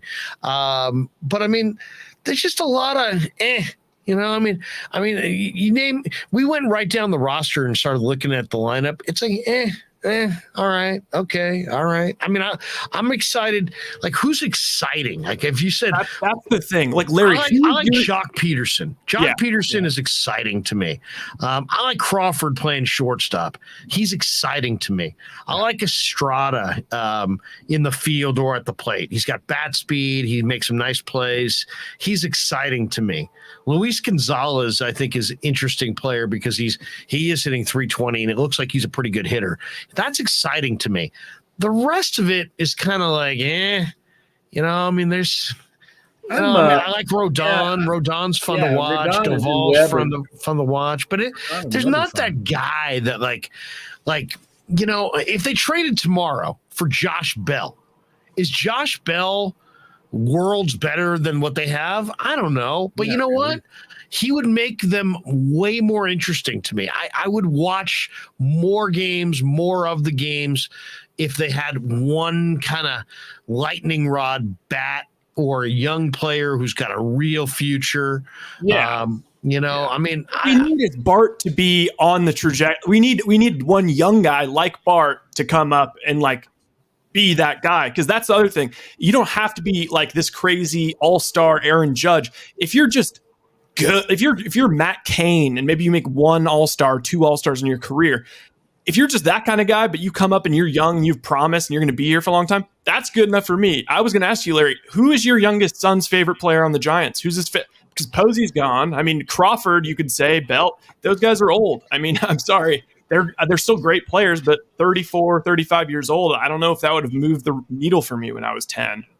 Yeah, you know, I don't know who his favorite player is, to be honest. Like Lamont Wade, like the other room, and maybe Lamont Wade. Lamont Wade would probably be his favorite player. Yeah, Lamont Wade. Awake. Go wake him up. Yeah, what the heck? You know, could you imagine if I walked into his room and I started shaking him? My wife would come flying down the hall. What the hell are you doing? He's got to get up to. Hold on, honey. I'm just asking him who his favorite player is. Get the hell out of here. But SG Sports Talk channel says, can you post the call-in link? I mean, we could probably take a couple calls in the final minutes here. Hey, but I got one other thought here on this Giants. But I don't know. I mean, I'm not really sure who's you know, exciting, but I'd like to see an exciting player. Here's what's missing with him. Like Polar Bear. I like Polar Bear for the Mets. Yeah, no, he's a hoss. He's so fun to watch. He's so fun to watch. He is.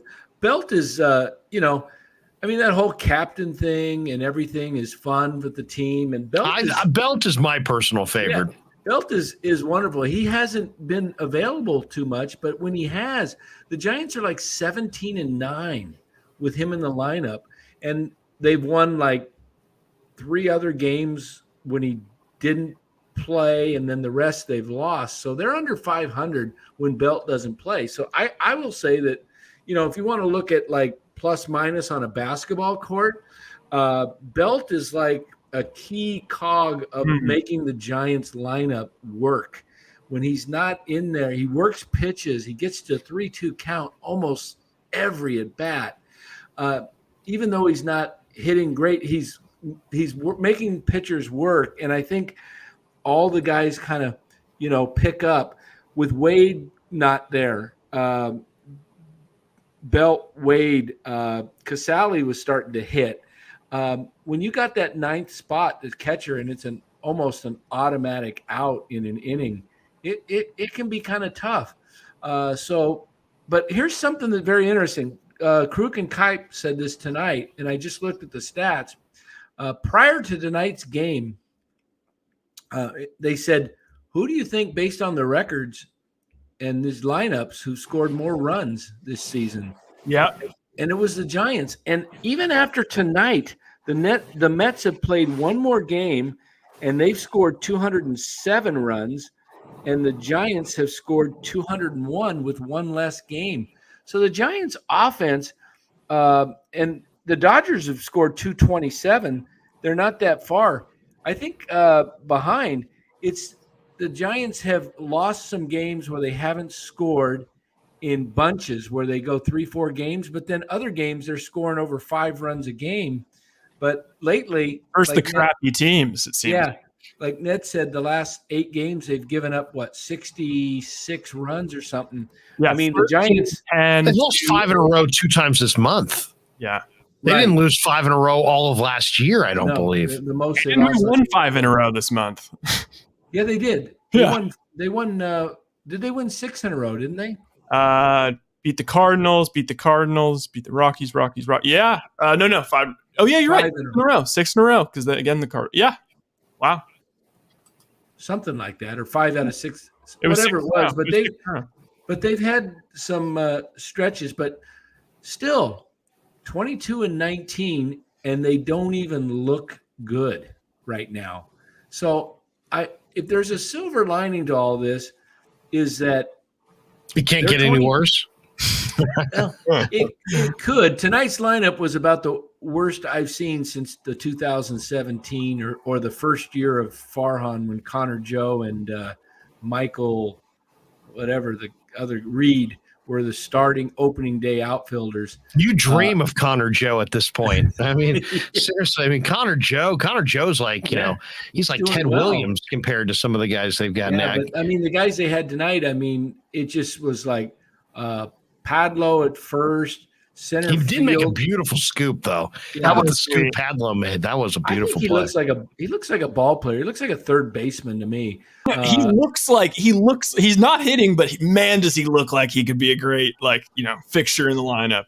Let's see him learn to catch, man. That guy, he looks like a Schwarber from the, but It's going to be a really interesting July, guys. It's going to be really interesting because, whether they're in it or not in it, I think that Farhan's going to want to turn over this roster a little bit.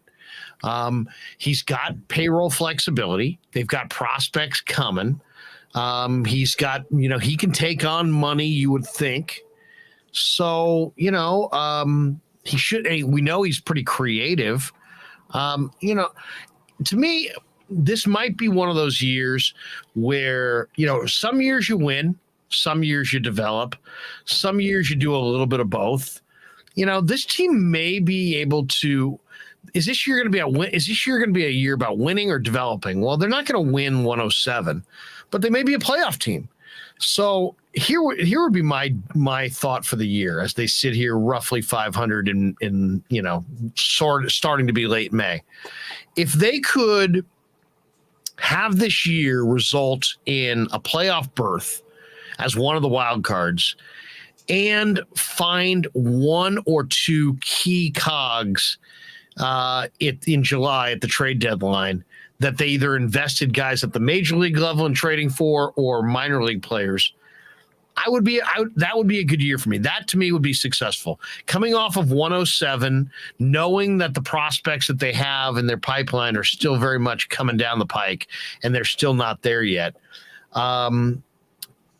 I would be happy with a wild card and like the acquisition of 1 or 2 really exciting, fun to watch players. If you gave me that, you gave me some new player to watch in July and you squeezed in at the wild card, I would view this year as successful. Maybe my bar is too low there. Maybe other people have higher expectations, but coming off the 107, knowing what's coming. The other thing, you were asking, somebody was asking, I'm not sure which of you were asking about A-ball prospects. The Giants have had so many prospects through the years that kicked butt in the Cal League, which was high A, right? And then just went to Double A Shreveport and just evaporated. So I don't know where you guys are, but for me personally, I don't look at any of the Giants prospects with any seriousness at all, no matter how they're rated, no matter how they're ranked, no matter what they look like. I'm not really interested in having any long conversations about any of them until they go to Double-A in that Texas League, Southern League, or Eastern League and do it. Really produce. If you're an offensive player, really have a great year in Double-A at a young age. And I'm not talking about your fourth year at that level. I'm talking about your first go around in Double-A. If you're one of the younger players in the circuit, you're a legitimate Double-A prospect. When was the last time the Giants had a Double-A prospect who rolled into and out of Double-A on just a monster year? That, to me, is the difference between you're on the major league track and there's still very much a question mark. And I just think that they don't have that player yet. We don't know if Elliot Ramos is that player. We haven't seen none of these guys, Luciano, Matos, Hunter Bishop, none of these guys. The one thing they all have in common, none of them have had that monster look at me year in Double-A. Have that monster look at me year in Double-A, and then let's invest some emotion. Then let's invest some time hoping for the future.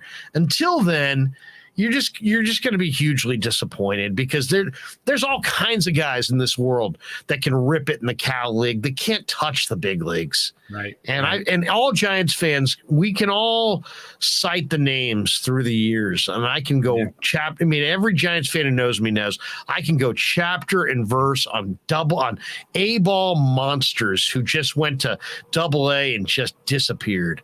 Yep. So that's my standard, guys. Is do it in Double-A, do it in Triple-A. Now you've got my attention. The Giants have still, even this latest crop that Farhan has brought into the organization, they sound good, and the reports sound good, and they look good, but they haven't conquered Double-A.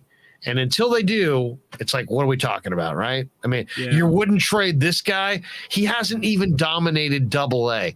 Do you know how many players go to Double-A and just disappear? So don't tell me you wouldn't trade some A-ball guy for Juan Soto. Absolutely. Because you don't know if that A-ball guy's even going to make it to Triple-A or even be anything.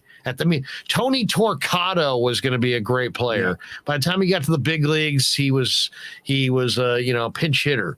I mean, so many guys like that, so many. Oh yeah.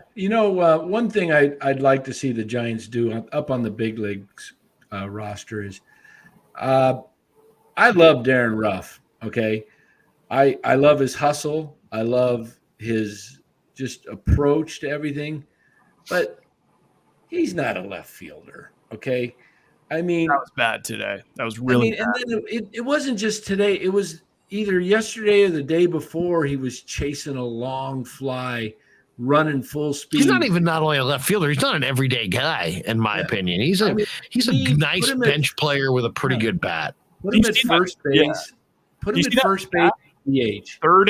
He's third in the entire bigs in walk percentage. So he's a solid hitter. Okay, I like him at first base when Belt's not playing, or if put him at left or at DH. The problem is the Giants want to get Flores in the lineup, and he's either got to play first or DH. He can play third a little bit, but they putting Ruff out in left field. If he would have caught that ball tonight, it's 2-0. Yeah. Okay. And that opened the door for, didn't he have a drop yesterday? Yeah. He dropped one. Was it yesterday or the day before? Kind of like coming in on a ball that he thought Crawford was going to take, and it was his ball. Yeah. And he's, I've seen him 2 or 3 times. He's good. Now. He's just nothing. He's out of position. Okay. He's out of position. He's a 3-day-a-week player, and they're playing him every day. Do you think Crawford, did you see how many times he ran out into the outfield? He was in center field at one point today. He was running out into the outfield. Do you think that was a response to hey, if you guys aren't going to take care of business, Big Daddy Craw will? Well, I saw the center fielder, the new guy, come in, and he could have easily called Crawford off and caught it, in his lunchbox. He was right there, but it was like, oh, I'm not going to step on the all-star here. It's his house, not mine. I'm just here for a short visit. But it's What do you think of A. Brody's idea, David Villar? He hit a double A ball. Is it time to see David Villar, guys? Well, it sounds crazy because it's like, who's David Villar? Well, is it David Villar time, guys? Is it David Villar time? What's his stats in Double A, Ryan? 270. Wait, 275 with 20 home runs. With Richmond, 20 home runs. How many ABs? 385. Whoa, was that with Richmond or another franchise? Richmond. Okay, Wait a second, 306 games. Wait, he has 385 at bats already? That's that impossible. Was last year. That had to be last year.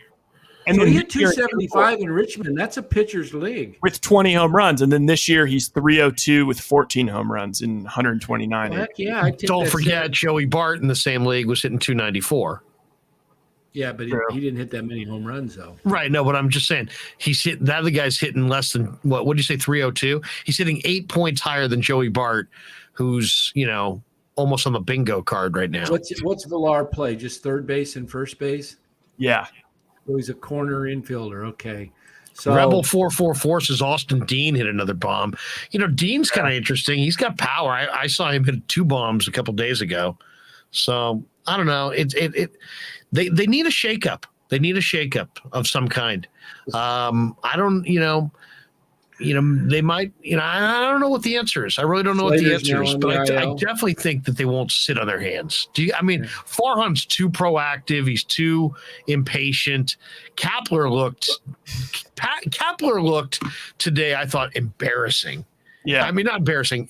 Embarrassed. He almost looked like he was. Like he's at his wit's end. Like he's like I'm not saying he's going to turn over the spread, but it just seems like Kapler's like annoyed by this. He should be. His team's playing terrible baseball. They've lost 5 in a row. They look dead as hell. But I got to think that they're on the verge of something to try to shake it up a little bit and present a new face. Mark Graves on here. He says, Larry, bringing back to reality. All right. Well, it's not that reality. I'm just saying, I think they need a shakeup. I think they need some form of a shakeup. And I don't know what that, we're talking about Judge and Soto. We're just playing games talking about those guys in reality. And we all know it. They're not on the verge of adding anybody like that, but it doesn't mean that they couldn't shake things up a little bit and give, maybe try to make a move, try to make an acquisition, somebody with a little power, somebody with a little juice, somebody who's going to give this team a little life. They just seem like they're not buried. They're over 500. There's an extra playoff team. There's lots of hope.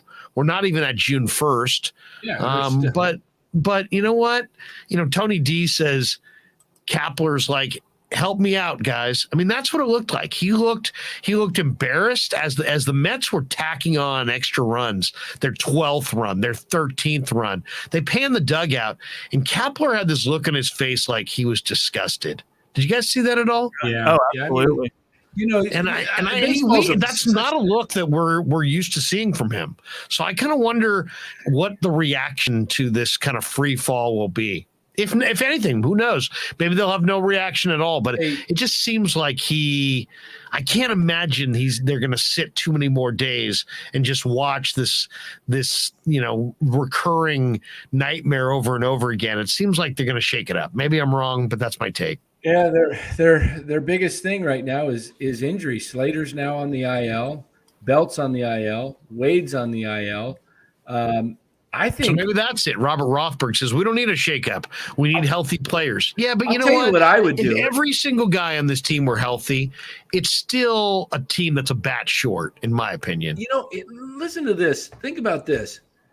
If I'm Jock Peterson, I'm a little ticked off.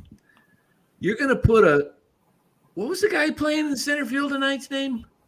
Oh, he was a former second round pick who really Fairchild in the minors. Stuart Fairchild. I'm like, wait a minute. Fairchild. Okay, you want to shake some things learn that up? name, Stu Fairchild. You want to shake some things up to me? put your lefties in on against the lefty. Put a professional hitter like Jock Peterson in and see what he can do instead of calling up some guy.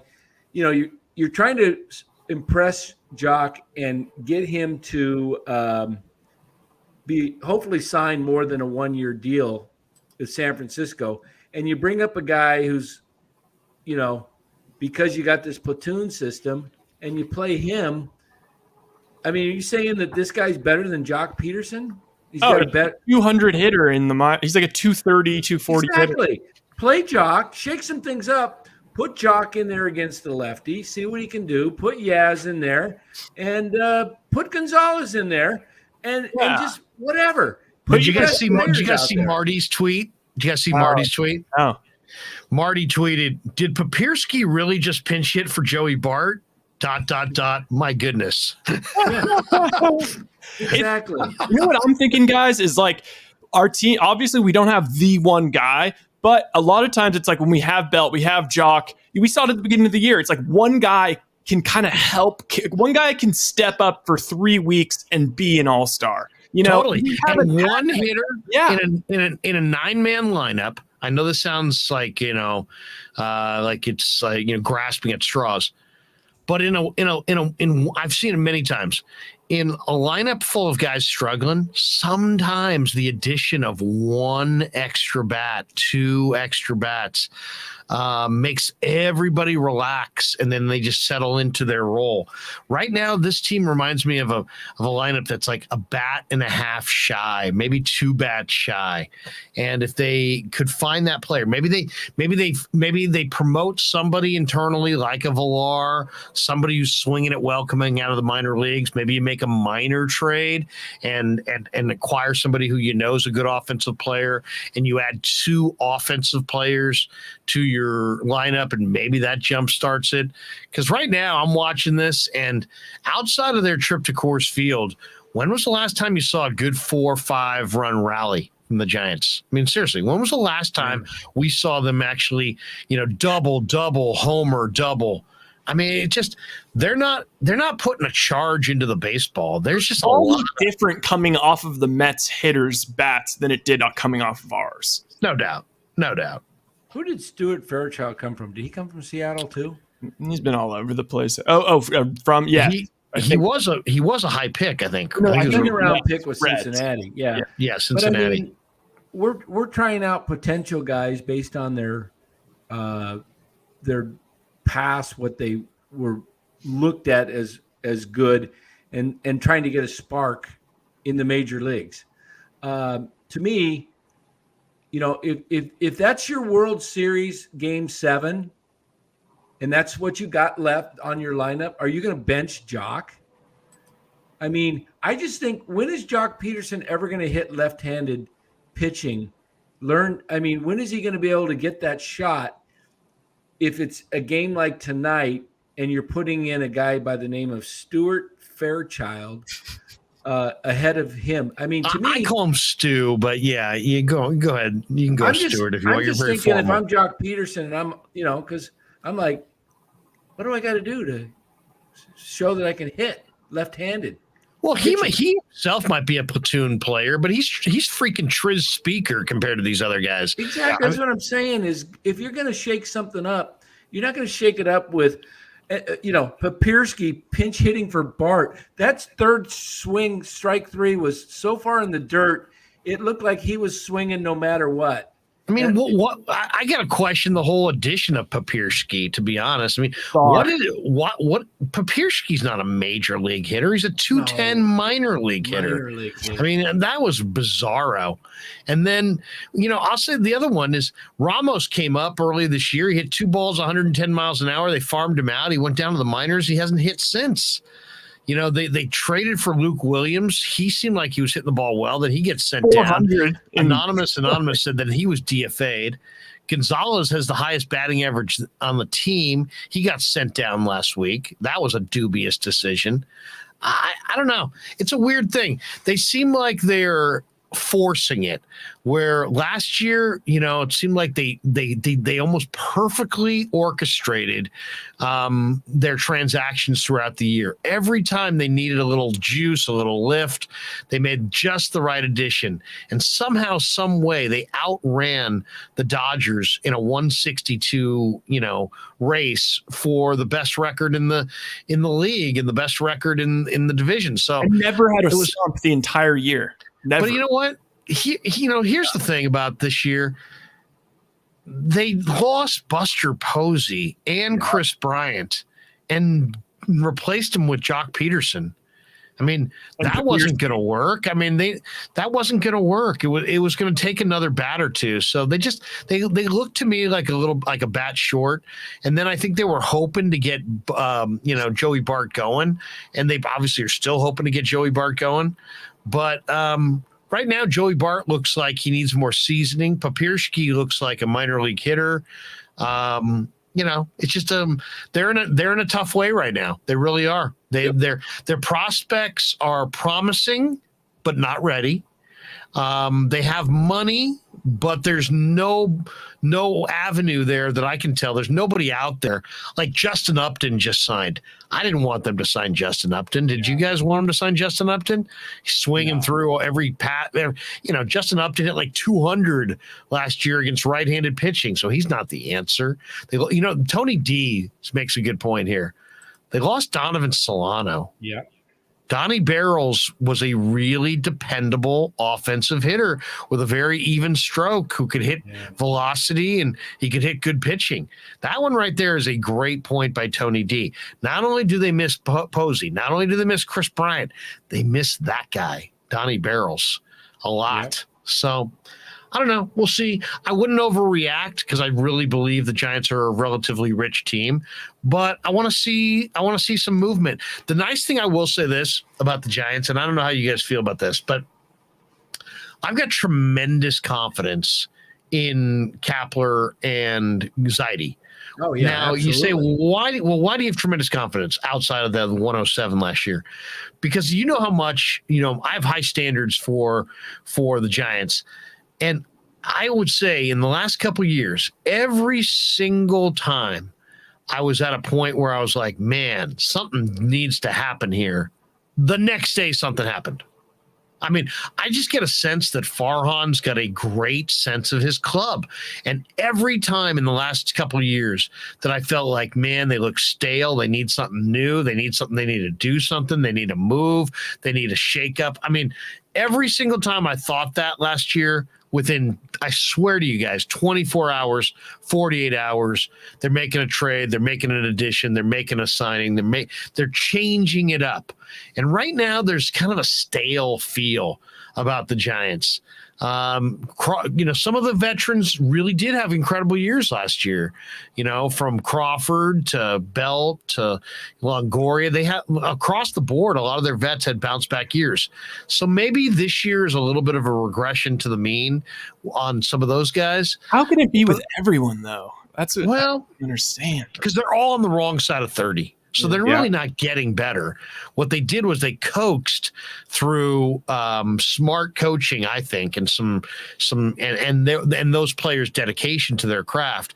They coaxed one more good year out of Belt, one more good year out of Crawford, one more decent year out of Longoria. And then they, to me, somebody had it way early in the conversation. I didn't put it up on the board, but somebody in the chat said, you know what, to expect all those veterans who kind of bounced back last year with career years to follow that up with another career year probably was asking too much. In hindsight, I really believe that. But Posey came out and said that. He basically said, I put he took the year off and then he put everything into this year. And there's basically no chance that he even could play, again. He was retiring. He put everything into this.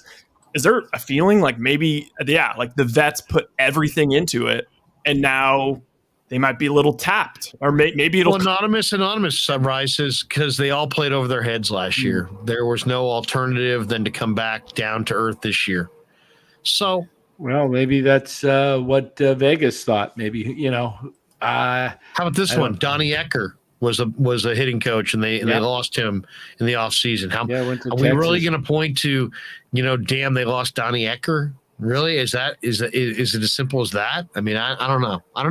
I'm looking at this right now. We're kind of searching for answers. 40-man roster, and one thing we know about Farhan is he's not afraid to make a move for a guy and quickly move on from him if something better comes that he sees, another move. We've seen so many guys get put on this roster and then within a week they're gone. It's already happened this year with a couple moves, guys that were came on and then they're gone. I'm seeing a couple guys that could be off this 40-man roster. If you wanted to bring up Villar to put him on the 40, you'd have to DFA somebody to help him clear waivers. One guy could be this Fairchild. I don't see him as the answer going forward long term. Did I just see Buster in the background there? Did I see Buster walking around back there? You might have. Yeah, there's Buster back there. Yeah. All right. I could have swore I saw him. Is he? Yeah. That's a good looking dog. Let me see Buster right now. I need a little Buster. There's Buster. Look at. And who's Buster's buddy? That's Faith. That's his sister. Not biological though. They're folded. They're really folded into the carpet. They're not. They're. Is that an indication of how the show has gone? I mean, they don't seem super engaged right now. Yeah, you know what? I think I might know how to get him engaged. You're gonna play something. No, play the highlight from the dunk. Oh no! Yes. But they won't hear it through my head. Out rebound, Draymond gives it over to Curry. Curry slows it down, crosses over the half court line. He's going to drive to the hoop again. He kicks it out to Wiggins. Wiggins drives, goes in for a monster slam. Oh, no, they're calling it an offensive. Jeez, I'll never live that one down. That was spectacular. All right, guys, save up your final thought. Let's pay the bills. We'll be back in a second on the Krueg Show. Larry Krueger here for Telmetrics. Thanks to Casey Bateman and the good people at Telmetrics. If you're an occupational therapist, if you're an orthopedic surgeon, a chiropractor, a physical therapist of any kind, Telmetrics is designed for you to use in your practice and will greatly benefit your patients. Telmetrics uses computer vision and artificial intelligence and provides a platform for outpatient rehab therapy services, both in the clinical and the telehealth environments. So using Telmetrics can improve your patient's experience and much more. So for all your sports injury needs, or if you're a physical rehabilitation specialist of any kind, make sure you use telmetrics.co, TELMETRIX.co. And thanks to Casey Bateman and all the good people at Telmetrics for being a proud sponsor of the Krueg. I'd like to thank our sponsor, Dan Coach Emilio. Dan is a buddy, and he is a phenomenal retirement planning specialist. And you can contact him today at securemoney.com or at his number 925-628-9966. There's a lot of uncertainty in our world right now, and you want to make sure that your money is secure. That is the key. Danny's got 25 years of experience, born and raised right here in the Bay Area, and he can help you get an immediate 10% premium bonus on your principal retirement account. So give him a call. 925-628-9966. He'll make an appointment with you and you can sit down. It's not a one size fits all kind of a deal. He'll consult with you and come up with a strategy to get you going to where you want to be. Once again, 925-628-9966, securemoney.com on the web. And thanks to Dan Coach Emilio and all the people at Secure Money for being proud sponsors of the Krueg Show. All right, welcome back to the Krueg Show. Mark Graves says, this show has gone to the dogs. Tony D said, did the dogs budge at all? No, they move positions. Are we even sure those are real dogs? I mean, they look like they could be stuffed animals. Yeah. They do seem a little. Oh, did you run them? I mean, just earlier tonight, Danny? I mean, those are not late night dogs. Yeah. Hey, Buster, come here. Everybody wants to see you. Come here, Buster. Let's take a look at Buster. Let's see what Buster looks like after a Giants loss. Come here, Buster. Sit, Buster. Oh, look at that. That's a great looking dog. Oh, and Buster lays right down there. Yeah, Faith, you're too fat. Get out of here.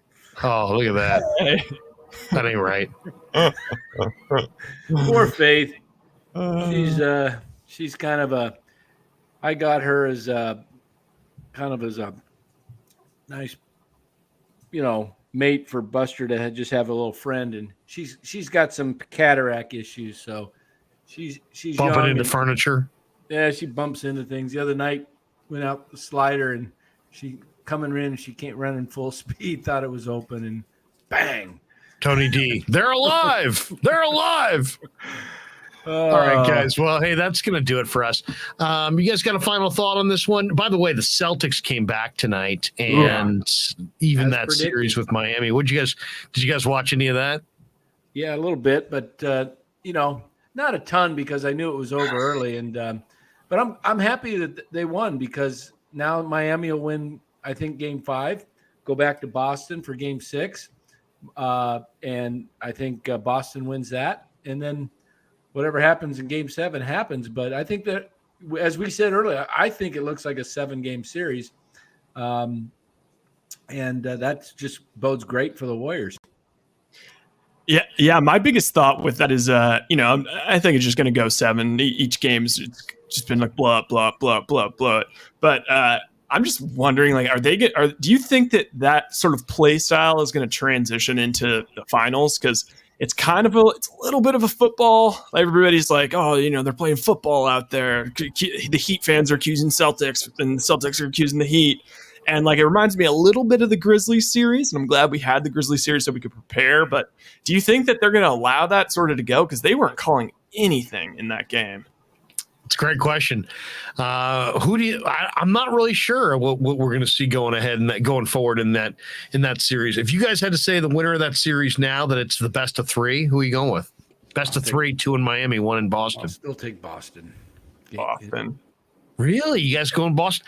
I think I'm flipping. I think I'm flipping over to Miami. I think Miami looks to me to be a little deeper. And I think if there's a theme with these playoffs, Golden State looks deep and Miami looks deep. And I think at this point in the year, it's such a war of attrition that maybe the deeper teams are ultimately going to be, fighting it out at the end. So I'll jump off of Boston right now for Miami. Is Marcus Smart? Was that a high ankle sprain or just a regular? I didn't think so. I thought it was a low ankle sprain, but I could be wrong on that too. I didn't hear anything, but when I saw the injury, he kind of held the ankle up high, and I was like, ooh, if that's a high ankle sprain, he could be done for the series. My biggest concern is, are we overtaxing Luis Gonzalez? Yeah, I'm a little concerned there too because we could be setting him up for Tommy John if they keep throwing him out there. That would be just the worst. That would be it. Could you imagine? Giants left fielder Luis Gonzalez is going to have Tommy John surgery. He's being used too heavily out of the pen. We're going to try to. Could you imagine Kapler talking tomorrow? We're going to try to limit Luis's workload. Everybody's ready tonight except for Luis. We're trying to give him a rest day because he's I believe Gonzalez is 3 outings in the last 5 games or something. Something weird. It's a depressing stat. His first game was Sunday night baseball in St. Louis. So that last. Was that last? No, it was a week ago. Last Sunday. Wait, a week ago. Yeah. So that was. Yeah, Anonymous. Don't worry, Larry. They'll send him down next week.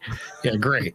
Guy's hitting 350. Get him the hell out of here. Believe the rest of the guys look bad. They may send him down when Wade comes back and Belt, and who knows what they're going to do. All right, fellas, that's going to do it for us. Hey, let me just say this. Hit like and subscribe. We're really, having a lot of fun on the YouTube show. We love the Krueg show. Thanks to all of you who have supported it. Hit like and subscribe and hit that notification bell so you can be notified for the next Krueg show. We're doing live streams every day. We're doing post games virtually every day. Tomorrow night, we will do a combination post game, right? Because we got Golden State, Dallas game number 4. Can the Warriors put the Mavericks away?